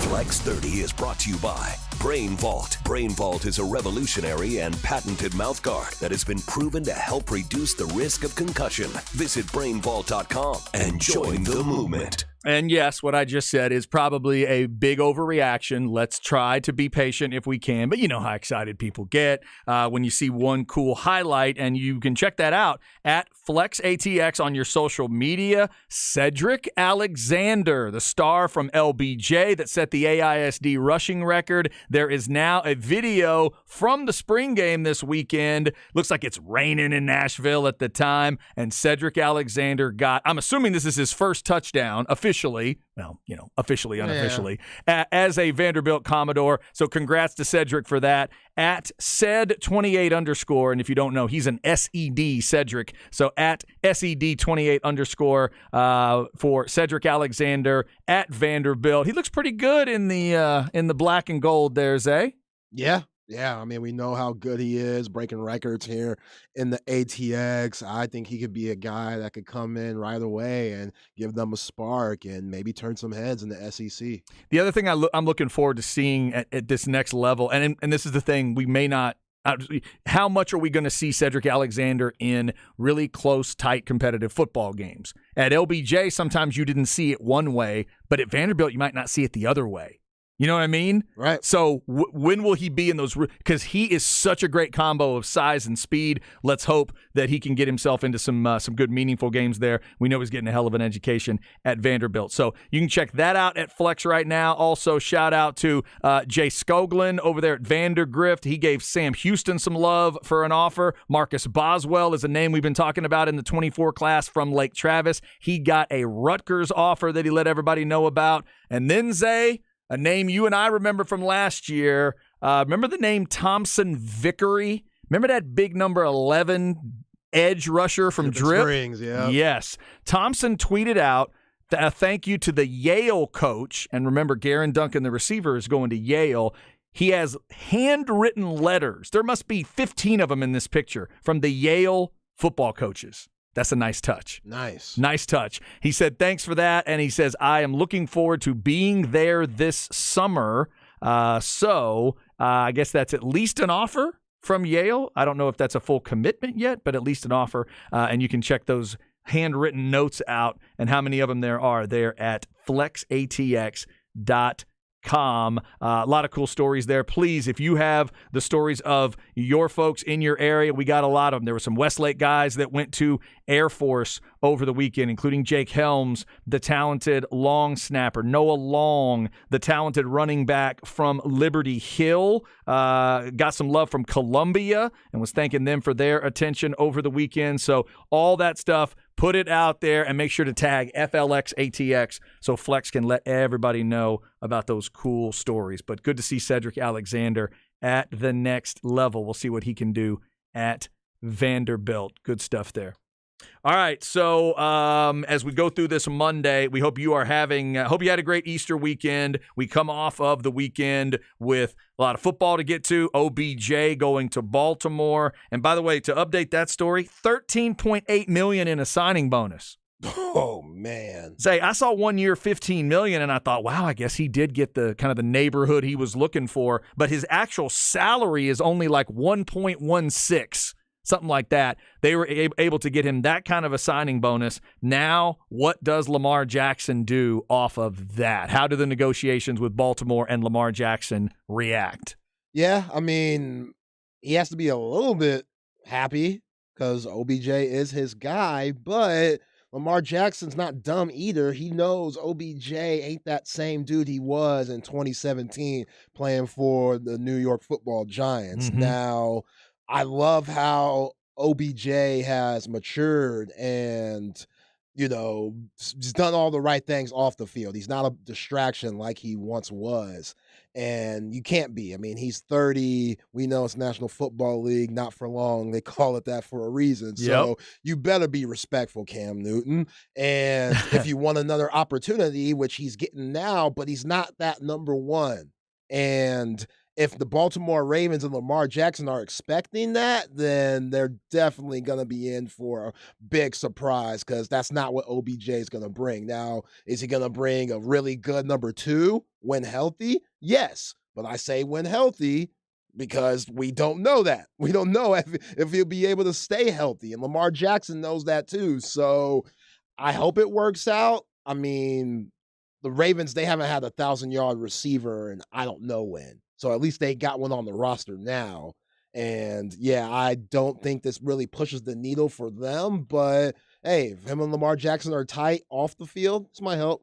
Does it push the needle for Lamar would be my question. That's what I'm saying. Right. Does it push the needle for Lamar? I think that's going to be big to figure out. So keep an eye on that story. NFL, we talked about that. OBJ going to Baltimore, huge story. Also on the defensive side, Jeffrey Simmons in Tennessee. What a big deal for a big-time defensive tackle. 4-year, $94 million, $66 million guaranteed, $24 million on a signing bonus.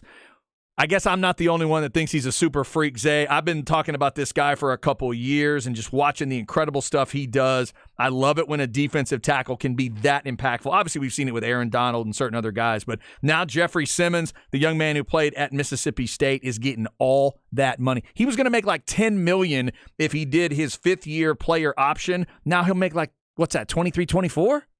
That's crazy. It is. And, you know, he's not that big name like Aaron Donald or Chris Jones, but he could ball. And, yeah, I think this is a lot of paper, but everybody's getting a lot of money nowadays. Yep. So what can I say? But with a team that has so many question marks like the Tennessee Titans do, at least they could secure this guy, which he's one of the best D tackles in the league. No doubt. All right, we'll keep our eye on those NFL stories as well. Coming up at 2, NBA. Have you ever punched the wall or a window and hurt yourself for a while? An NBA guy did that over the weekend. Plus this Israel Adesanya sound we got to hear. You talk about one of the all-time petty Hall of Fame kind of stories. Dude pulled it off in the UFC over the weekend. We'll retell that story. I'm glad Zay went to look for the details. I didn't realize just exactly how much detail there was there. We'll get into that, plus why today matters on this April 10th. Up next, though, it's Where We At in Society. We'll see where Zay wants to go. Stay with us. It's The Horn.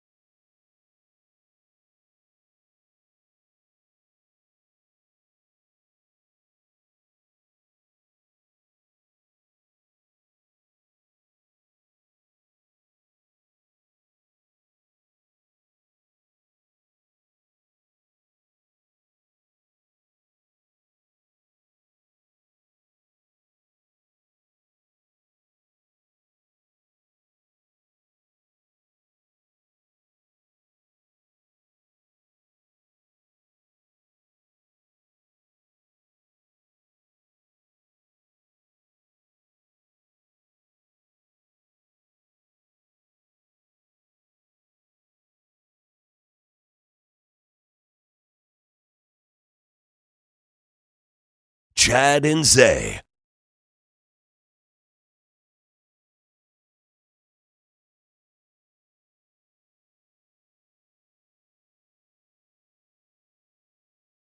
All right, rolling through a Monday. Oh, man, I think I know the song, but I don't know that I know the artist. This is, wait, something like, oh, no. Kids in America, is that what it's called? Yep. Is this the Go-Go's? No, Kim Wilde. Kim Wilde. Okay. Yeah, Kim Wilde. She might have been in Go-Go? I don't know if Kim Wilde was in the Go-Go's or not. It has a little bit of that sound, but I think she might be a separate artist. Kim Wilde, Evelyn King, Flock of Seagulls, and Eddie Money, all a part of the show today. Lots of craziness, including a petty Hall of Fame story that is building. I thought UFC was good Saturday night. I didn't realize just how crazy good it was off of that. We'll get into that story in the 2 o'clock hour. Also in the NBA, have you ever gotten mad enough and punched a wall or a window or whatever? Dude punches a wall in the NBA and breaks his hand. We'll get into that story. The Timberwolves also had the Rudy Gobert incident on the bench during the game, pushing a teammate. Doesn't feel like they're ready to go for tomorrow night's game, where they will face LeBron and the Lakers. Winner gets the 7 seed. Loser will then have to win an additional game to get the 8 seed. We'll get to all that tomorrow. We will get to Texas baseball tonight. Texas at Texas State, 6 o'clock start right here on the Horn. 5:45 is that pregame time. Right now, though, let's get to where we at in society, see what Zay's got for us. Where are we at in society today? All right, Zay, I saw something come across the old Twitter timeline here. Or sorry, is that the DMs? That's the DMs. Man. My bad. Send those DMs. All right, DMs. Here we go. All right, so normally when you have your best season in the NBA, you could be rewarded a new contract or definitely some promotion type money or get your name out there. You're a bigger name. You're an all-star. You know, things happen when you have great seasons in the NBA. You could write a book. Right. Things happen for the best. Put out an album. People know you more. Yeah. Yeah.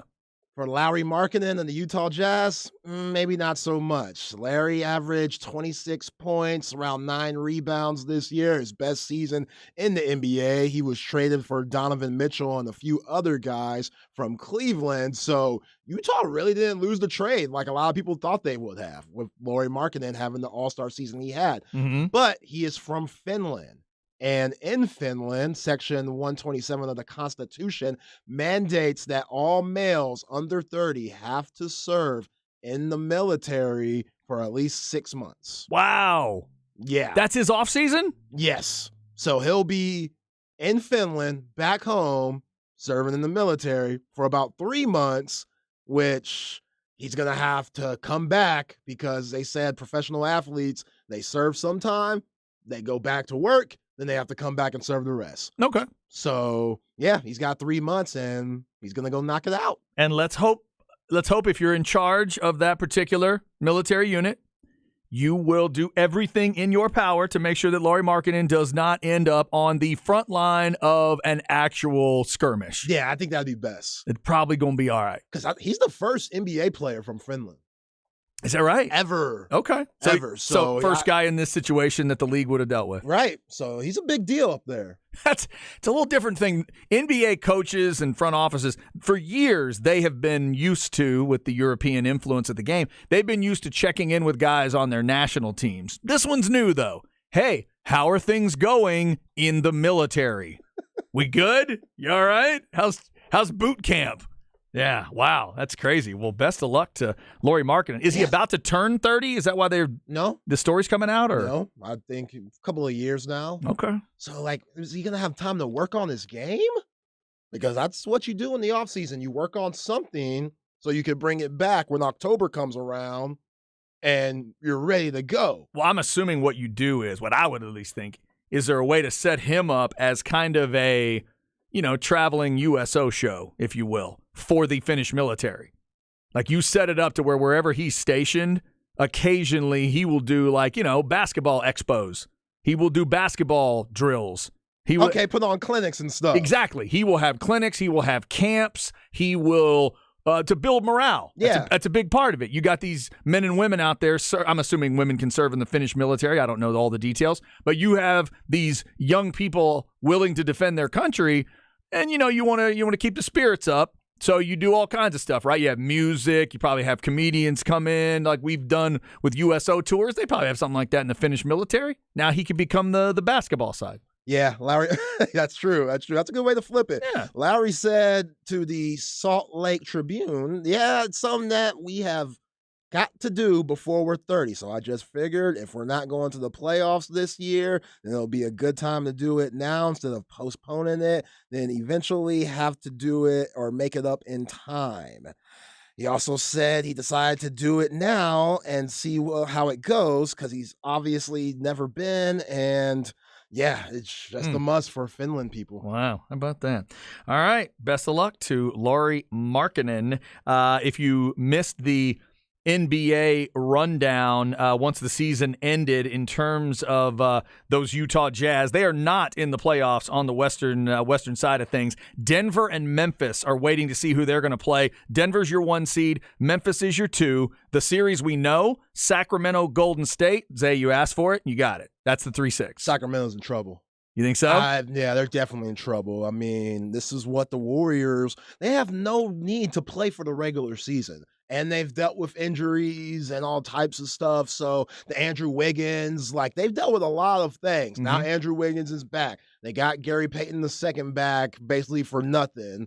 He's going to be huge in the playoffs. Klay Thompson hit over 300 threes this year. He's back to what he was before the ACL and the Achilles injury. And Steph Curry looks better and better each and every game. You know what Draymond Green's going to bring to the table. So those young Kings, as good of a season as they had, it's about to get real. And I like Domantas Sabonis. I love De'Aaron Fox, but man, the playoffs, these guys that have won 4 of them things already, this ain't nothing to them. And they're not going to have far to travel because it's going to be that Bay Area type just series. Right up the coast, so it's this is the worst matchup I think the Sacramento Kings could ask for, because with all the things that the Golden State Warriors had to endure this season, they're kind of exhaling that, we've been waiting for this. Yeah. You know? I was saying right up the coast. I was mixing them up with the Clippers. You're right. It's right there. It's just across the because they're in San Francisco and Sacramento's. Yeah.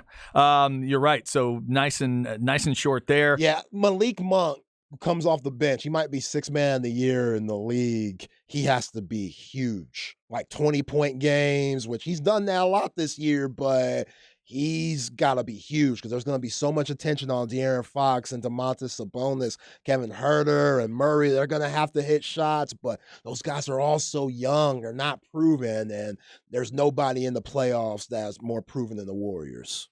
So we said the other day when the Clippers beat the Lakers, that was huge because it might get them to that 5 seed. They do lock in at the 5. Phoenix and the Clippers. Little Kawhi, Kevin Durant. Head-to-head? Yeah, it's disappointing kind of finding out today Paul George, he won't be available. Good grief. For the first few games. They don't know if he'll be available if it goes 5, 6, and 7. So that's really going to hurt the Clippers. But the real storyline is Russell Westbrook versus Kevin Durant. Yeah, that's true. Yeah, that's right. Russell and Kevin. You're right. For a good soap opera, that's it. Yeah, that's it. So, and as we've seen, Russell's into his soap operas right now. Oh yeah. So that's going to be a hell of a series. 4-5s always are, but yeah, a lot of big names. I'm really excited about the playoffs. It's going to be fun. Tomorrow night will be the 7-8 games, Atlanta and Miami. Winner gets Boston. The winner will be the 7 seed and get Boston. And then in the West, we already talked about it, Minnesota and the Lakers. The winner will get Memphis, who is the 2 seed. And again, if you missed that, Minnesota finished of the season. It was wild. Rudy Gobert pushing a teammate on the sidelines, and then Mr. McDaniels, Jaden McDaniels, going into the tunnel and punching a wall and breaking his hand, and now he's out for the whole playoffs. You're supposed to be guarding Braun tomorrow, bro. By the way, Zach, we need you. Not to be an old school football fan, but can't they just throw a cast on there and let him defend? He can't handle, I get it, but he can't go defend? He could pull down a board, couldn't he? No? You're asking a lot. Okay. You're asking a lot. I'm just checking. Because knowing LeBron James, he's going to find a way to take advantage of it. Can you imagine being out there with a situation like that, guys slapping at your hand all night long? No. Hell no. That would just be awful. Yeah, that is so bad. So we've asked you today on the Specs text line, 337-3776, have you ever done that? Have you ever punched the wall and broken a hand? Have you ever put the hand through a window? Thankfully, I have not. I don't have that exact story. I've done a couple things through the years I wish I hadn't done afterwards, but thankfully I've never done anything seriously wrong. Did you ever have one of those in basketball, Zay? Nope. Okay. Just a lot of punch in the air. Screaming in the pillows and stuff. Yeah, punching normal, air. Normal things. Punching pillows is a decent idea. Yeah. Find a punching bag. Right. They have those. Just find a way to get that out. Grab a bat and swing it at something that is safe for you to swing at. Play football. Playing football. Yeah. Tackling something. Something. You know how many trouble kids over the years just got put in football and then all of a sudden those troubles went away? Mm-hmm. Just everything was good. Everything was good. Yeah. Like, oh, wow, the sporting event just really structured this kid's life. No, he could finally hit somebody legally. That's right. And he's not hitting other people off the field. Yes, we can disperse the anger a little bit. That's what McDaniels needed to do with Minnesota, but he did not. So we will get to a little more of that with the NBA discussion. Also, up next, one of the pettiest stories we've ever heard, but Zay and I are kind of digging it. We'll give you the background and let you hear the video of the man explain his pettiness towards a child. Do you approve or not? You can let us know next on The Horn.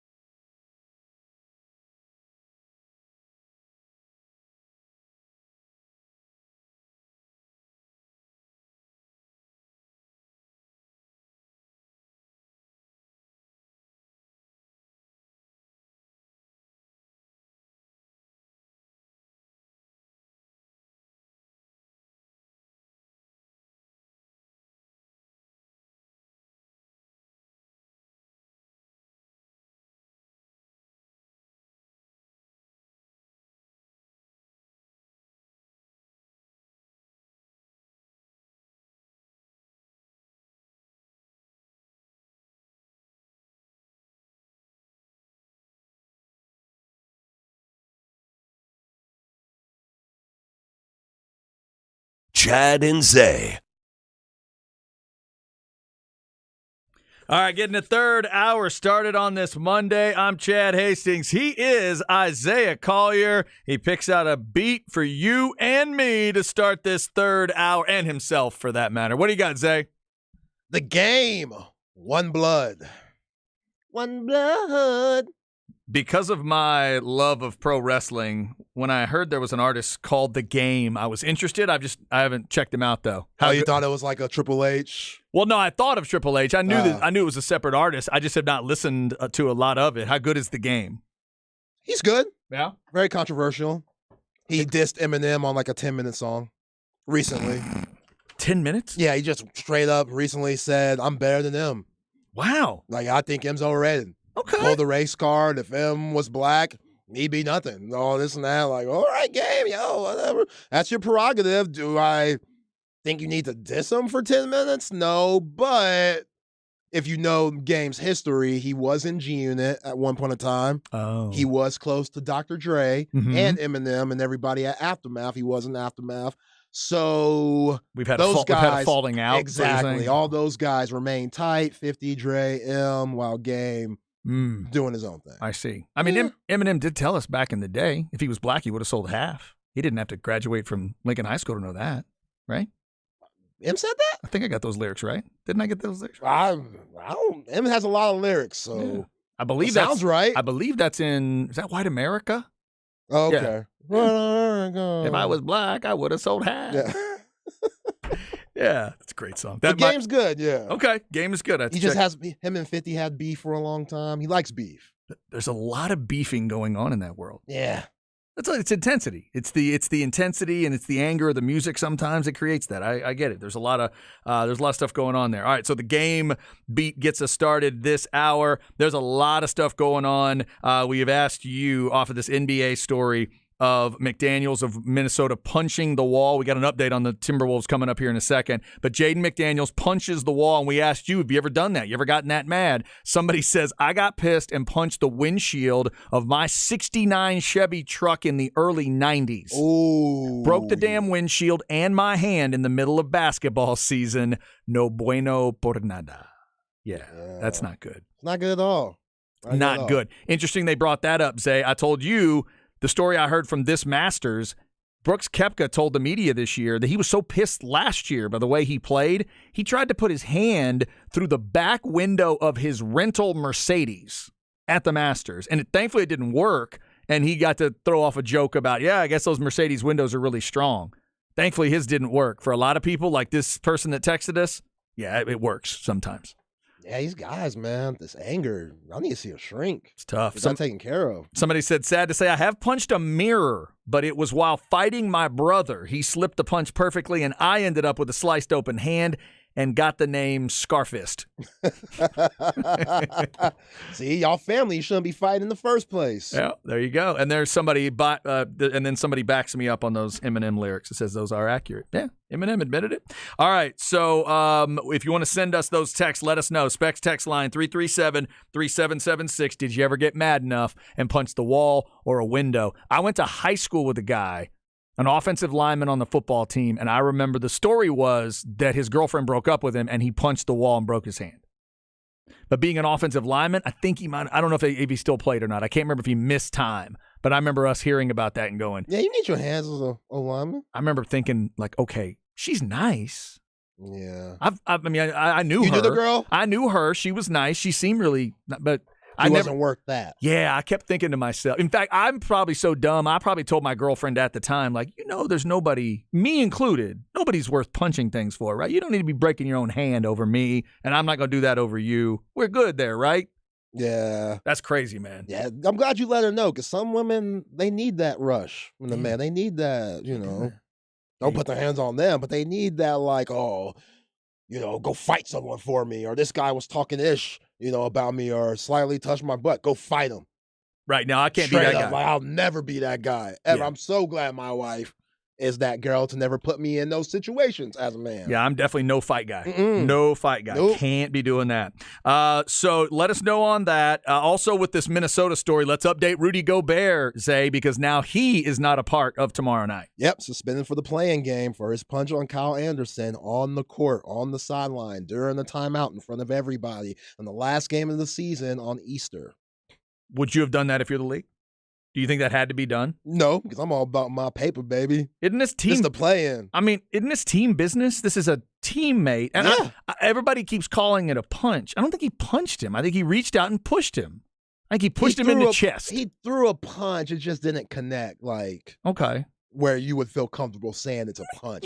He got him in the chest. It backed him up like a half a foot. Yeah, Kyle Anderson was ready to go. Yeah, and they were ready to go. I get it. Yeah, Kyle Anderson, he a Jersey dude. He's a tough dude. So that's just weird. And I know the league might say, look, sorry, that happened out at our bench. That's one of our benches. We don't care if it's a teammate thing. We can't have that. Yo, for somebody they call slow-mo and Kyle Anderson, that's the fastest I've ever seen him move. When he got stuck by Rudy Anderson. Like, you're slow-mo. Stop calling him that, because he was ready to go on Frenchie. Apparently the B word is what triggered Gobert. He did not like being called the B word. That's what caused the punch or the push or whatever you want to call it. And then Anderson and he were ready to go. So that was the Minnesota reaction. And the way the Lakers looked in their last game with LeBron crowning himself and all that kind of stuff, I'd say crowning himself. Did we say the Lakers are the pick?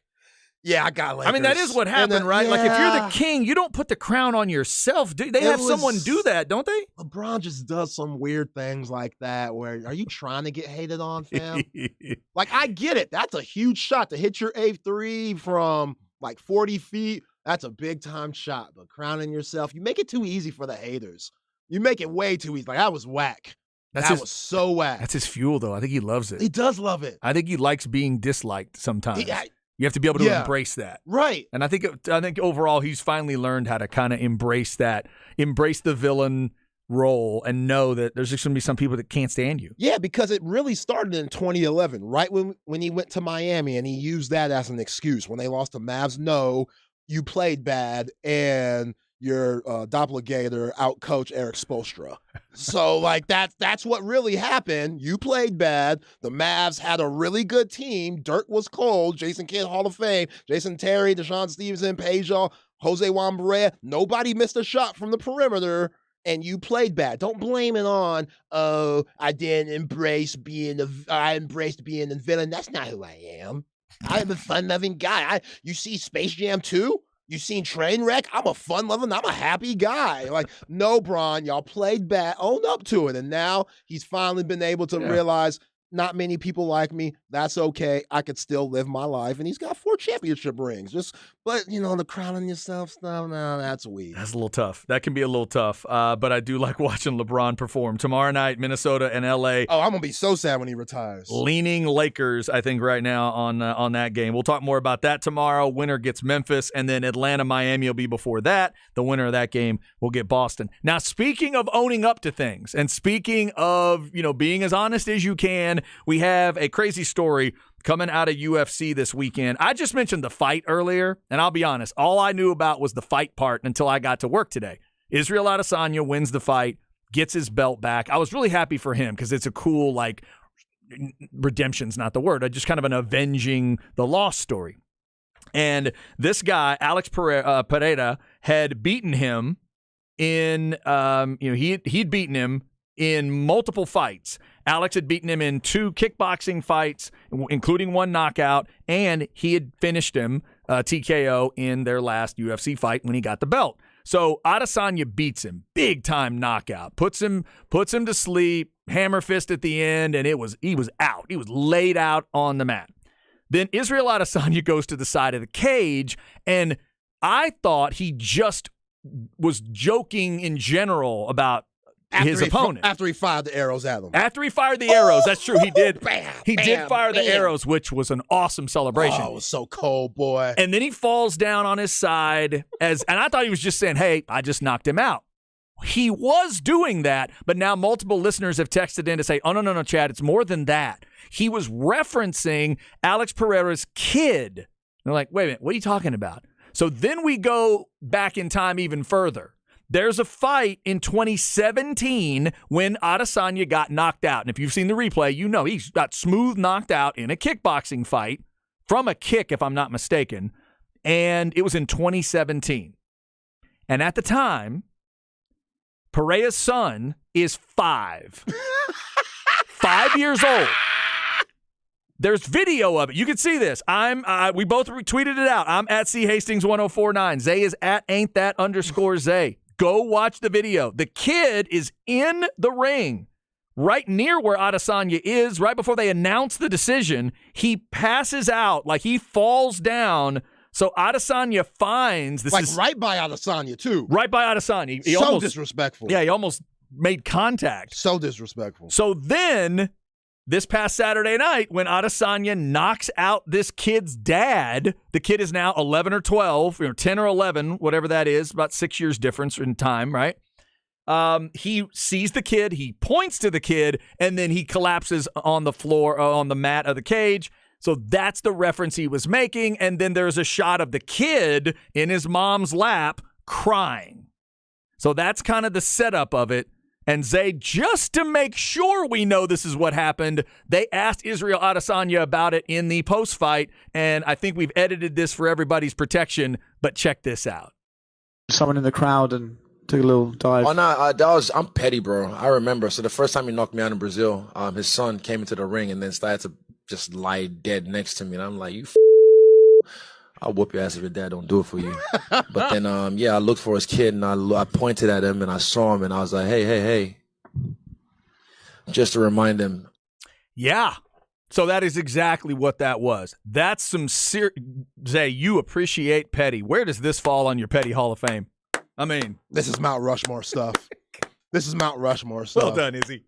I mean, come on. Like, he might have messed up the relationship between father and son. Because it's hard to look at my son in the face knowing he's a part of the reason why I got knocked the hell out. Yeah, I think that to me, whether it's the dad, whether it's Alex, the wife might be involved, trainers might be involved, that kid needs an apology right now, but not from Israel Adesanya. That kid needs an apology from whoever set him up as a 5-year-old to disrespect another fighter like that. If you're the dad, you need to be teaching him a lot of lessons, and your profession can teach that. One of them is try to have class after something like that. Yeah, you can get humble real quick. You can get humbled very, very quickly. He is laying down right near where Israel Adesanya is. It looks like they're about to literally announce the winner of the fight, and this kid, this 5-year-old, who is letting this child in the ring for that? Yo, somebody needs to call CPS. Because that's very questionable. What are we doing? So like, there's blood in the ring and stuff, just all the grime and sweat, and this kid's like, he hits the water bottle on his head, then he lays down. Wait, is that what it is? That's what that is. It's like a water bottle. Kidding me. And he hits the water bottle on his head. The video starts right after the water bottle. Right, and then he flops. Dude, I'm telling you. Again, that night, in that moment, am I putting everything on him? No, but he's also got to understand that, the old you reap what you sow. You were a part of that. Now you're a little older and you understand you're 10, you're 11 years old. He understands different things, interactions of kids and all that stuff. I'm not going to let him totally off the hook here because he was 5 then and 11 now. He was a part of this thing. Oh, yeah. You got to deal with that. He's in it. Yo, if I'm that age and I ever saw CZ get knocked the hell out, I'd be traumatized. And knowing that I was a part of the reason, because when you're 5, you shouldn't have been in the ring and stuff, but the kid, come on, he was 5 years old. He doesn't really know what's going on. Again, that's why that's the apology. Yeah. What he needs to realize is there's a reason you're crying right now, and somebody on your side of it needs to apologize. Adesanya can decide later on if he wants to apologize to that kid, because obviously it is a little low rent to do that to a 10 or 11-year-old. But Izzy is a petty fighter that remembered. All those years later, that's a 6-year boil he's been on for that. Yo. He's just been knocked out, and he's trying to deal with it, and he looks down, and there's a kid, a 5-year-old just laid out in the ring, and then he realizes later, oh, that kid was clowning me, and he's the child of the guy that just knocked me out? Yeah, and we had to bleep it out because you and I, we want to keep our job. But he called that kid an effing little a-hole. Yeah, he did. Yeah, and that's extreme, No, obviously. That's nuts. It's very a kid to call a child that? right. That is crossing a line because that's not why that kid was in the ring that night. He wasn't in the ring because he's some kind of a-hole. He's in the ring because somebody trained him to do it. Somebody set him up to be a part of that, to be a tool in this little gimmick. Is he still upset? That's hardcore, dude. Effing little a-hole. 6 years later. That's a serious memory right there. That kid might have messed up that Izzy might have messed up the father-son relationship forever. Yeah. Forever. Dude, it's tough. It's rough. Yeah, again, this isn't a pro wrestling deal. This isn't some predetermined thing. There's no script involved here in a storyline, but this kid got involved in a storyline. I wish he hadn't, but he did. And he's a part of it. He's got to own his part of it, just like the adults around him need to own whoever got him in that ring. Hopefully one day he and Adesanya will be able to maybe clear the air a little bit. I hope not. Adesanya, I hope you got a seat out there somewhere. But the weirdest thing about today is that Adesanya is gaining fans because a lot of people are enjoying this level of petty. Oh, I love it. I mean, I would never do it, but I kind of enjoy it because I'm in this for the entertainment value as well. It's not just about the fights for me. I want it to be entertaining. Adesanya is entertaining, and maybe this does cross it over for other sports fans where you might want to watch this guy the next time he defends that belt. Well, they clearly thought they were going to beat Adesanya because if you thought you were going to lose, you ain't going to bring your kid to that. Right. What would the kid have done if he'd won, by the way? Did the kid have something else? Did the kid probably have something up his sleeve. Did the kid have joke number 2 ready to roll? Yeah, he might have something up his sleeve. Because it's harder to get in that cage than it is to get in those kickboxing rings. He would have had to literally gone in they would have had to let him in the open cage door. Yeah. Which they do let the folks in. If you've ever watched it, they'll let trainers in and you let the family members in. Kid might have gotten in there and tried to do something else. It's kind of low rent, but you kind of get, again, you reap what you sow sometimes. And Adesanya wasn't going to forget. And here's what I love. Even if I don't agree with every detail, I at least agree with the consistency. Adesanya sat there, he ate the question, and he gave it right back to him and goes, oh, yeah, I'm super petty, man. I'm petty, dude. Right, because you have to be petty to do what he did to a 10 or 11-year-old child. Oh, yeah. And he did. Yeah. And there you go. Yeah, you got to have little to no heart. Little to none. And, anything that gives you that edge to be great at what you do, especially something as dangerous as fighting in the octagon, do it. Take it. Like, I am not hating on Izzy at all. I thought it was beautiful. I know Dana White's loving it. Like, it's... Yeah. And of all the it's huge. And let's be honest, of all the things he could have done, he did not yell anything vulgar at the child. No. He did not... Obviously, he didn't strike the child. He wasn't in contact with the child in any way. He referenced the child, and then he did one of the great, pass-out takes I've ever seen in my life. Mm-hmm. And I thought it was just great on its own. I thought he was doing it in general to the crowd, like, I just knocked this dude smooth out. No, he did it directly to the son, and I think it was an interesting lesson for the kid. Definitely called the kid out his name, though. Effing little a-hole, call the kid out his name. Then to do that does cross the line. Not to his face, though. Clearly, not just to his an oppressor. Not to his face, but answered the question. Was professional. Answered the question. That is rough for anybody who is a parent to hear your child at 10 or 11 years old referred to as an effing a-hole. Yeah. That's got to be a little bit difficult. But you did involve your kid in the stuff. It's the business. You made that choice in 2017. It'd be like if Rey Mysterio was mad that Dominic was getting the stuff back when he was a little kid. No. He's in the thing now. He's in the thing. George Carlin used to say, your birth certificate is proof of guilt. So the age is one thing everybody's going to talk about, but you're a part of this now. Whoever dragged you into it, I know that's not great, but you're a part of it. Absolutely. You're going to have to figure out how to process your part of it. Yeah. You know what I said earlier about the kid being grounded and not, getting his ice cream and stuff? He deserves that. Because school, that's punishment enough. Ooh, they're going to get on there. I hope he got private school. You know what they're going to say to him in school? Why are you crying? What are you crying about? What part of it seriously, what part did you not understand? You went to the fight, right? Yeah. You knew he was fighting a guy that's pretty good, right? Yeah. And you understand it was a fight where people can get knocked out. No, I'm telling you, he thought Pops was going to win because Pops has already defeated them a few times. And like you said last week, guys don't usually come back and win like Izzy did Saturday night. Yeah. They don't do that. So everybody, they were ready for the after party. That's what they were getting ready for. Like, what we doing after this? What's going down after this, after we win and we get this money? What's going down? They didn't expect to have to go to the ER. All I'm going to say is if you're going to be that kid, and I'm not saying kids can't cry. That's not what I'm saying. I am saying if you're going to be prop kid on one end, don't be crying kid on the other end. What are you, Aggie? What's wrong with you? Blaming the kid for crying after he just saw his dad get knocked the hell out? Come on now. I'm not necessarily saying blame. I'm just asking why. Because dad got knocked the hell out. You saw something you thought could happen. So you thought the kid should have been mentally prepared, like, okay, Dad could really go down tonight. Dad could lose. He has to know that, right? Going into the cage? I don't know. All right. I get it. He's 10 or 11. He's an emotional kid, but I'm just... emotionally biased, too. Yeah. Like, Dad can't lose to him. Okay. Now I'm grown. Yeah, I got you. He's seen Dad training, Dad not coming home because he's training stuff, running 10 miles and stuff like that. He's seeing what Dad's doing to put in the work, not parenting probably the way others, because he knows Dad is putting in the work for the fight tonight. And he got knocked out. That's tough.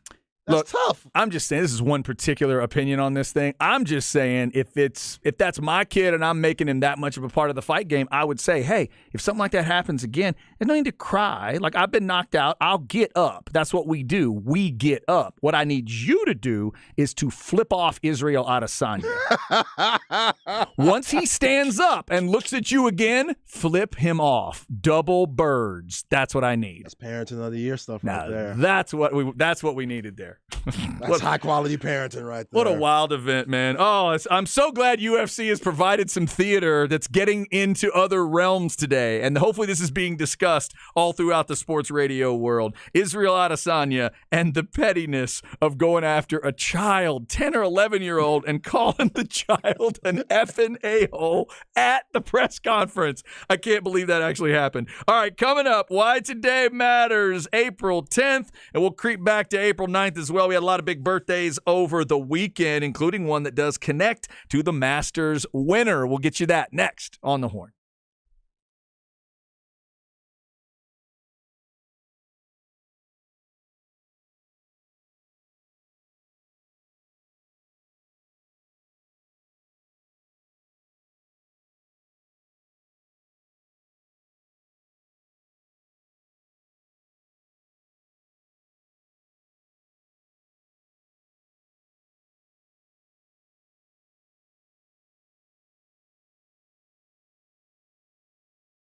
All right, this is Chad. Let's talk Underdog Fantasy, the easiest place to play fantasy sports, and the NBA playoffs are cranking up very soon. We got play-in games coming up tomorrow. How about Atlanta and Miami with a pick'em game? Trae Young, how about 9 assists, higher or lower? Or maybe you like 24.5 points, higher or lower. That's what you're doing. You are picking whether your player has a higher or lower stat total in that game, and you're picking 2 to 5 players to build up that pick'em entry. You can win up to 20 times your money in a single game. Again, play-in games start tomorrow. Always good to have something going on. I got a win in a pick'em game over the weekend involving the Masters, and now you got the NBA playoffs coming. So get in on these pick'em games. Remember to sign up today with the promo code HORN. Get your first deposit doubled up to $100. Visit UnderdogFantasy.com or find them in the App Store. And don't forget to register with my promo code HORN to get your first deposit doubled up to $100. Must be 18 or over and present in a state where Underdog Fantasy operates. Terms apply. Concerned with your play? Call 1-800-522-4700 or visit www.ncpgambling.org. It's the fastest growing fantasy app in the industry. It's Underdog Fantasy.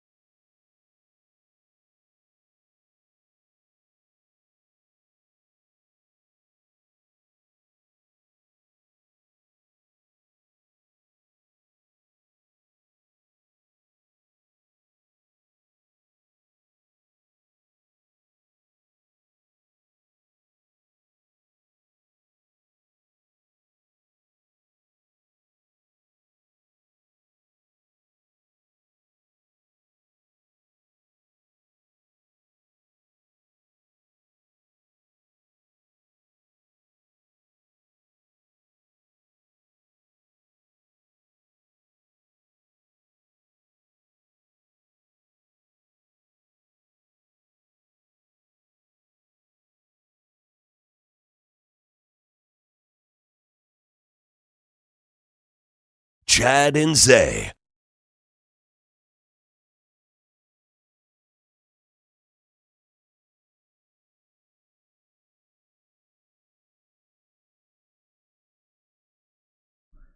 All right, rolling through a Monday. All right, Zay, do I have any shot here? If you say DMX, you're doing this show by yourself. For the rest of the day. It's not 30 minutes. You come in here, you're on the board. I am gone. So do not say that. You'll be happy to know I was not thinking DMX. Okay. Even when I heard the voice that was a little bit, got that roughness to it, I did not think DMX. Yeah, because you always compare this guy to DMX. So I just want to squash that really early. I did not. All right, I did not. I was not thinking DMX. Okay. But I am not going to come up with a good guess, though. So tell me. J-Lo and Ja Rule. Oh, okay. All right. I'm real. During J-Lo's really, really popular hip-hop crossover run, which is interesting because when she broke up with Diddy, she became even more popular in the hip-hop world. Is that right? Yeah, it makes no sense. Huh. Yeah, but it worked out. Yeah, see, Ja Rule, when I hear that voice, it sounds like it belongs to a bigger frame. Because Ja Rule's not a big dude, right? No. Yeah.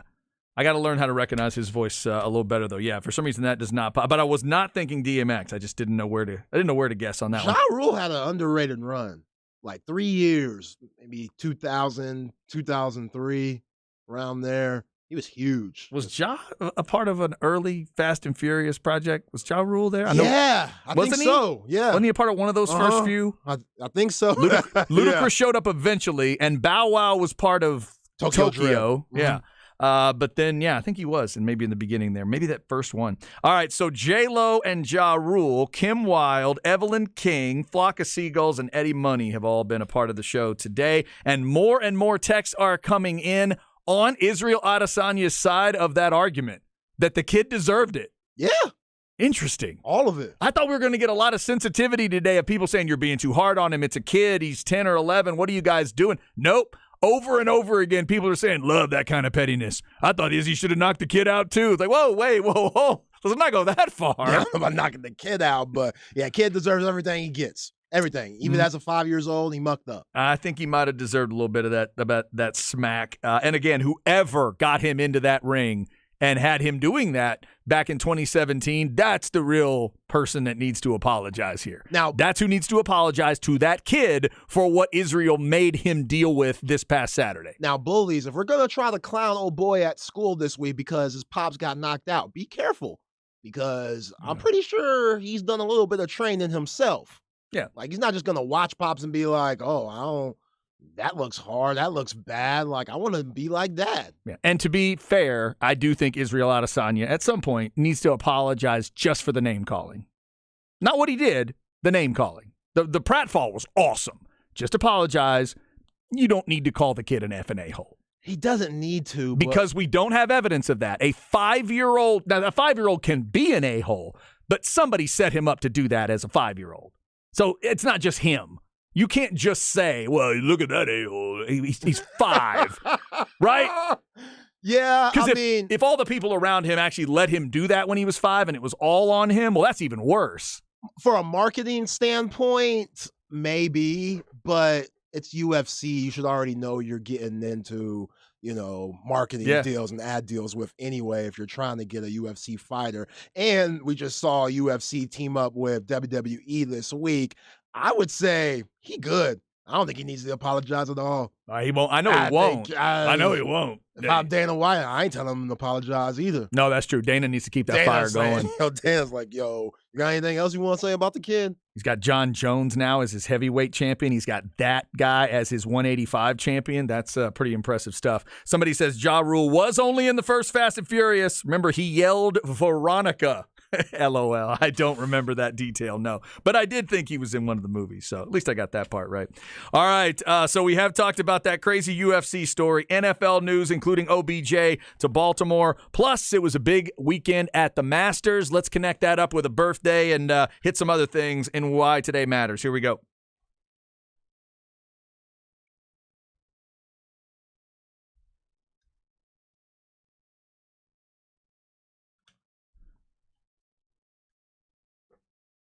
Oh, we got some pretty ladies with birthdays this weekend as well. But before that, let's get to a couple of others. If you saw the Masters and you saw Jon Rahm get the win, he got the win on Seve Ballesteros' birthday. So Seve would have been 66 yesterday, the legendary Spanish golfer. Jon Rahm becomes only the 4th Spanish golfer to win a major.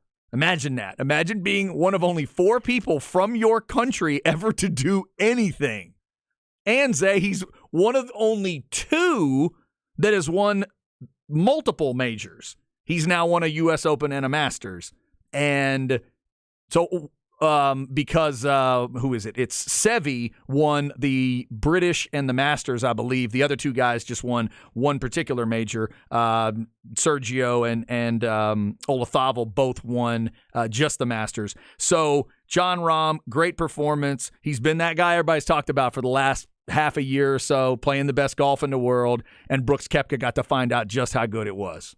And Brooks Koepka could, as soon as that putt lipped out on number 2, I think Brooks Koepka was done. Yeah.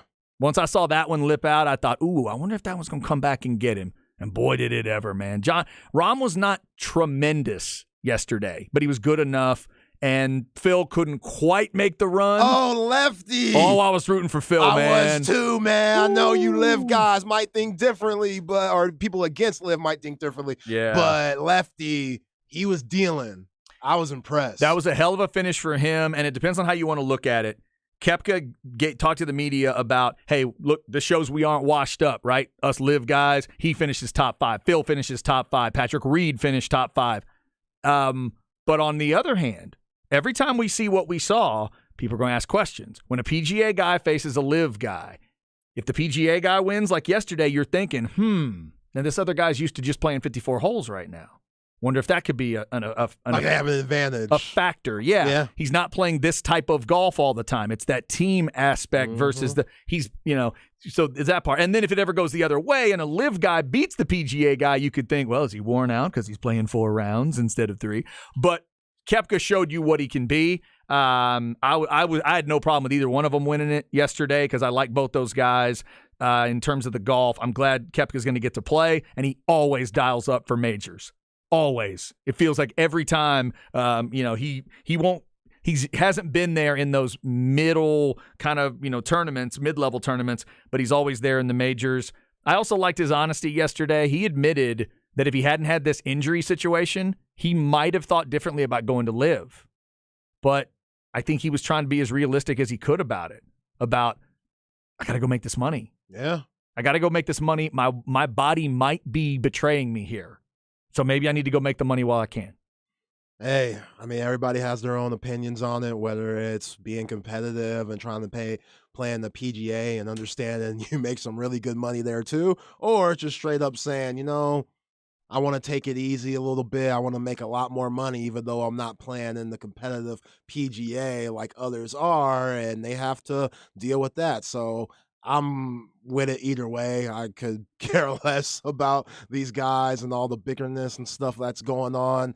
I thought it was good golf this weekend. I thought Jon Rahm, him being up all those strokes on Sunday, I think you saw a certain ease with him. Like you said, he wasn't crazy good, but he was good enough with the lead that he had to be comfortable and not be as aggressive as some guys have to be in Augusta. So, I just wish Lefty would have been a little bit closer because I'm a huge Phil Mickelson fan. Yeah. I always will be. Pulling for Lefty. Jordan Spieth put up a hell of a fight as well. If you're a Longhorn fan, you're following him. That Shout was out kind to of your cool Aggie. to watch.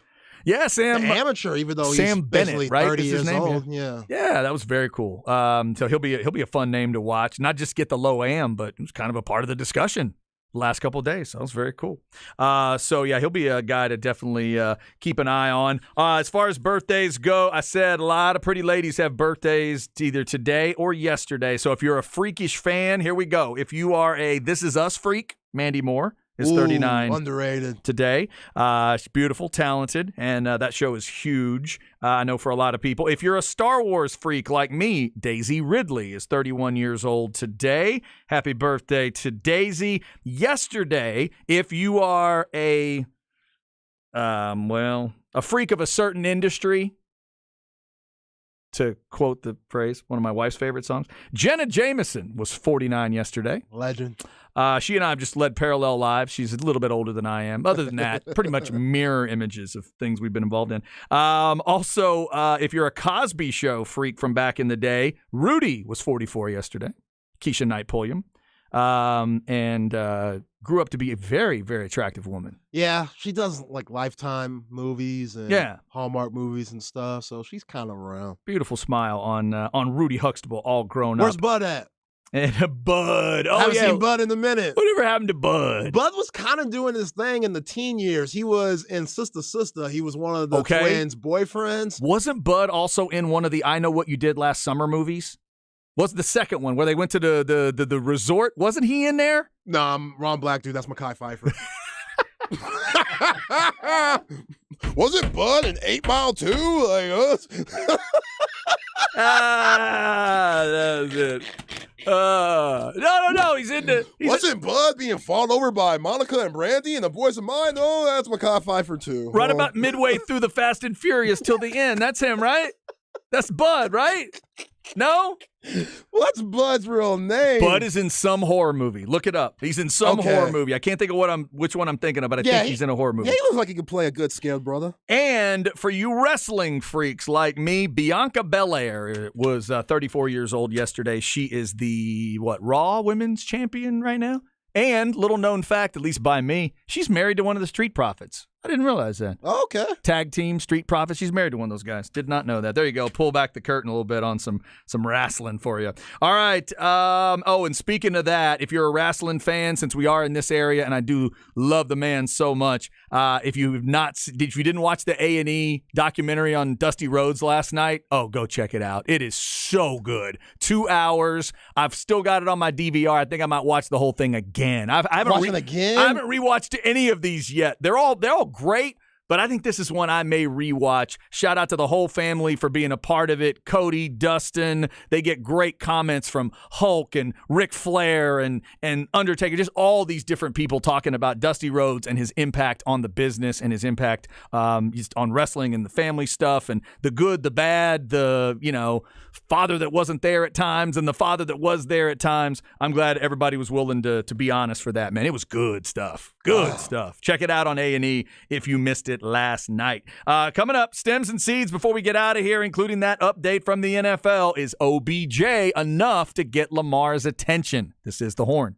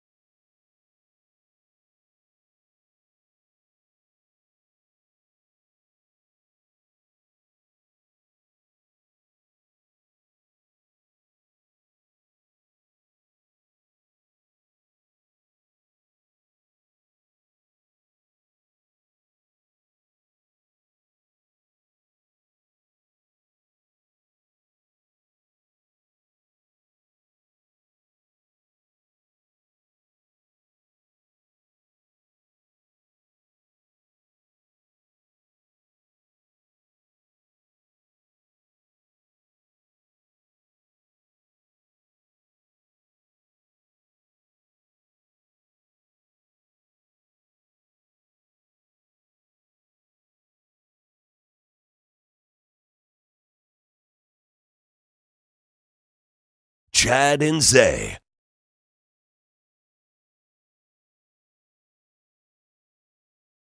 I agree. Yes, sir. Good beat.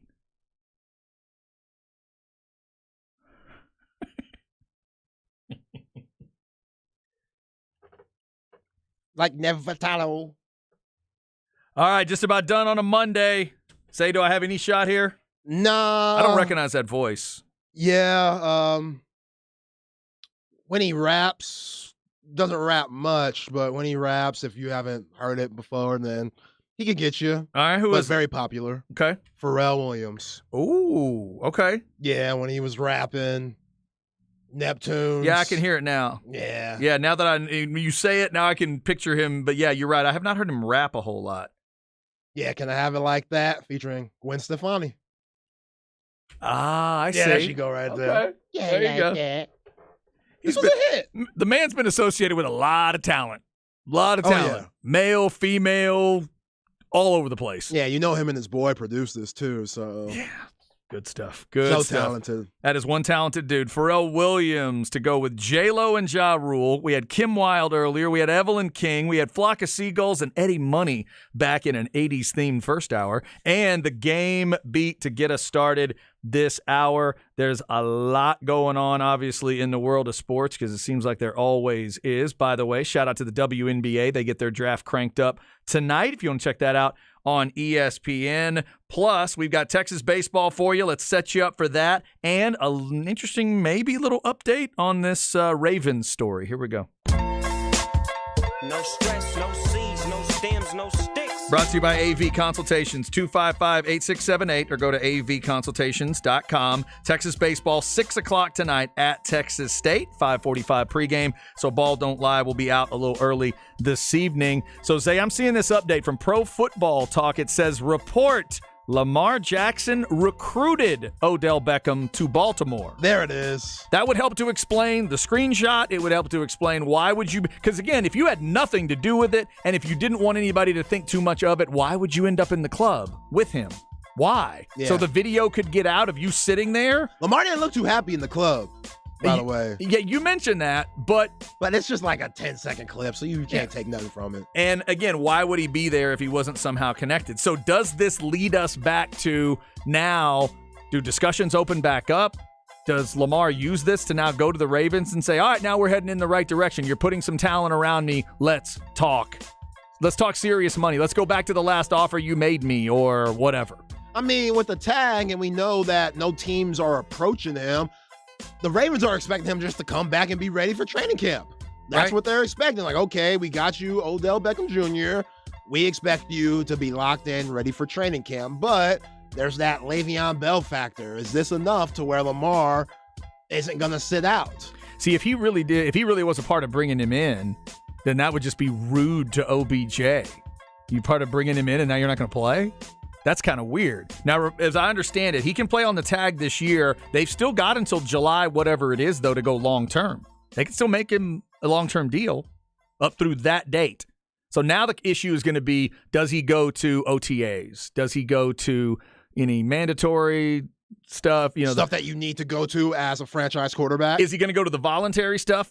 That's the first part, because there's a voluntary mini camp that he can choose one way or the other. And then does he go to the mandatory stuff? Yeah. Once you figure that part out, then that could lead you to if they're going to have discussions. Or the classic, I'm the franchise quarterback. How about y'all come to some vacation destination and we meet there? Like a lot of these teams do. Oh, yeah. That's huge. That's huge There throughout you the go. NFL. Guys, Cabo San Lamar. yeah. That's what you need to do. You know, Odell Beckham, he's not opposed to being on the boat. Oh, yes. Back in that's Giants a days. Great point. So it should work out. OBJ, Ravens Brass, and Lamar, they all meet at a really badass resort. Let's go. Knowing Lamar, he'll probably just take him down to the harbor. Say, yo, get on the boat, eat some crab. This is all I got for y'all. Banana Boat Part 2.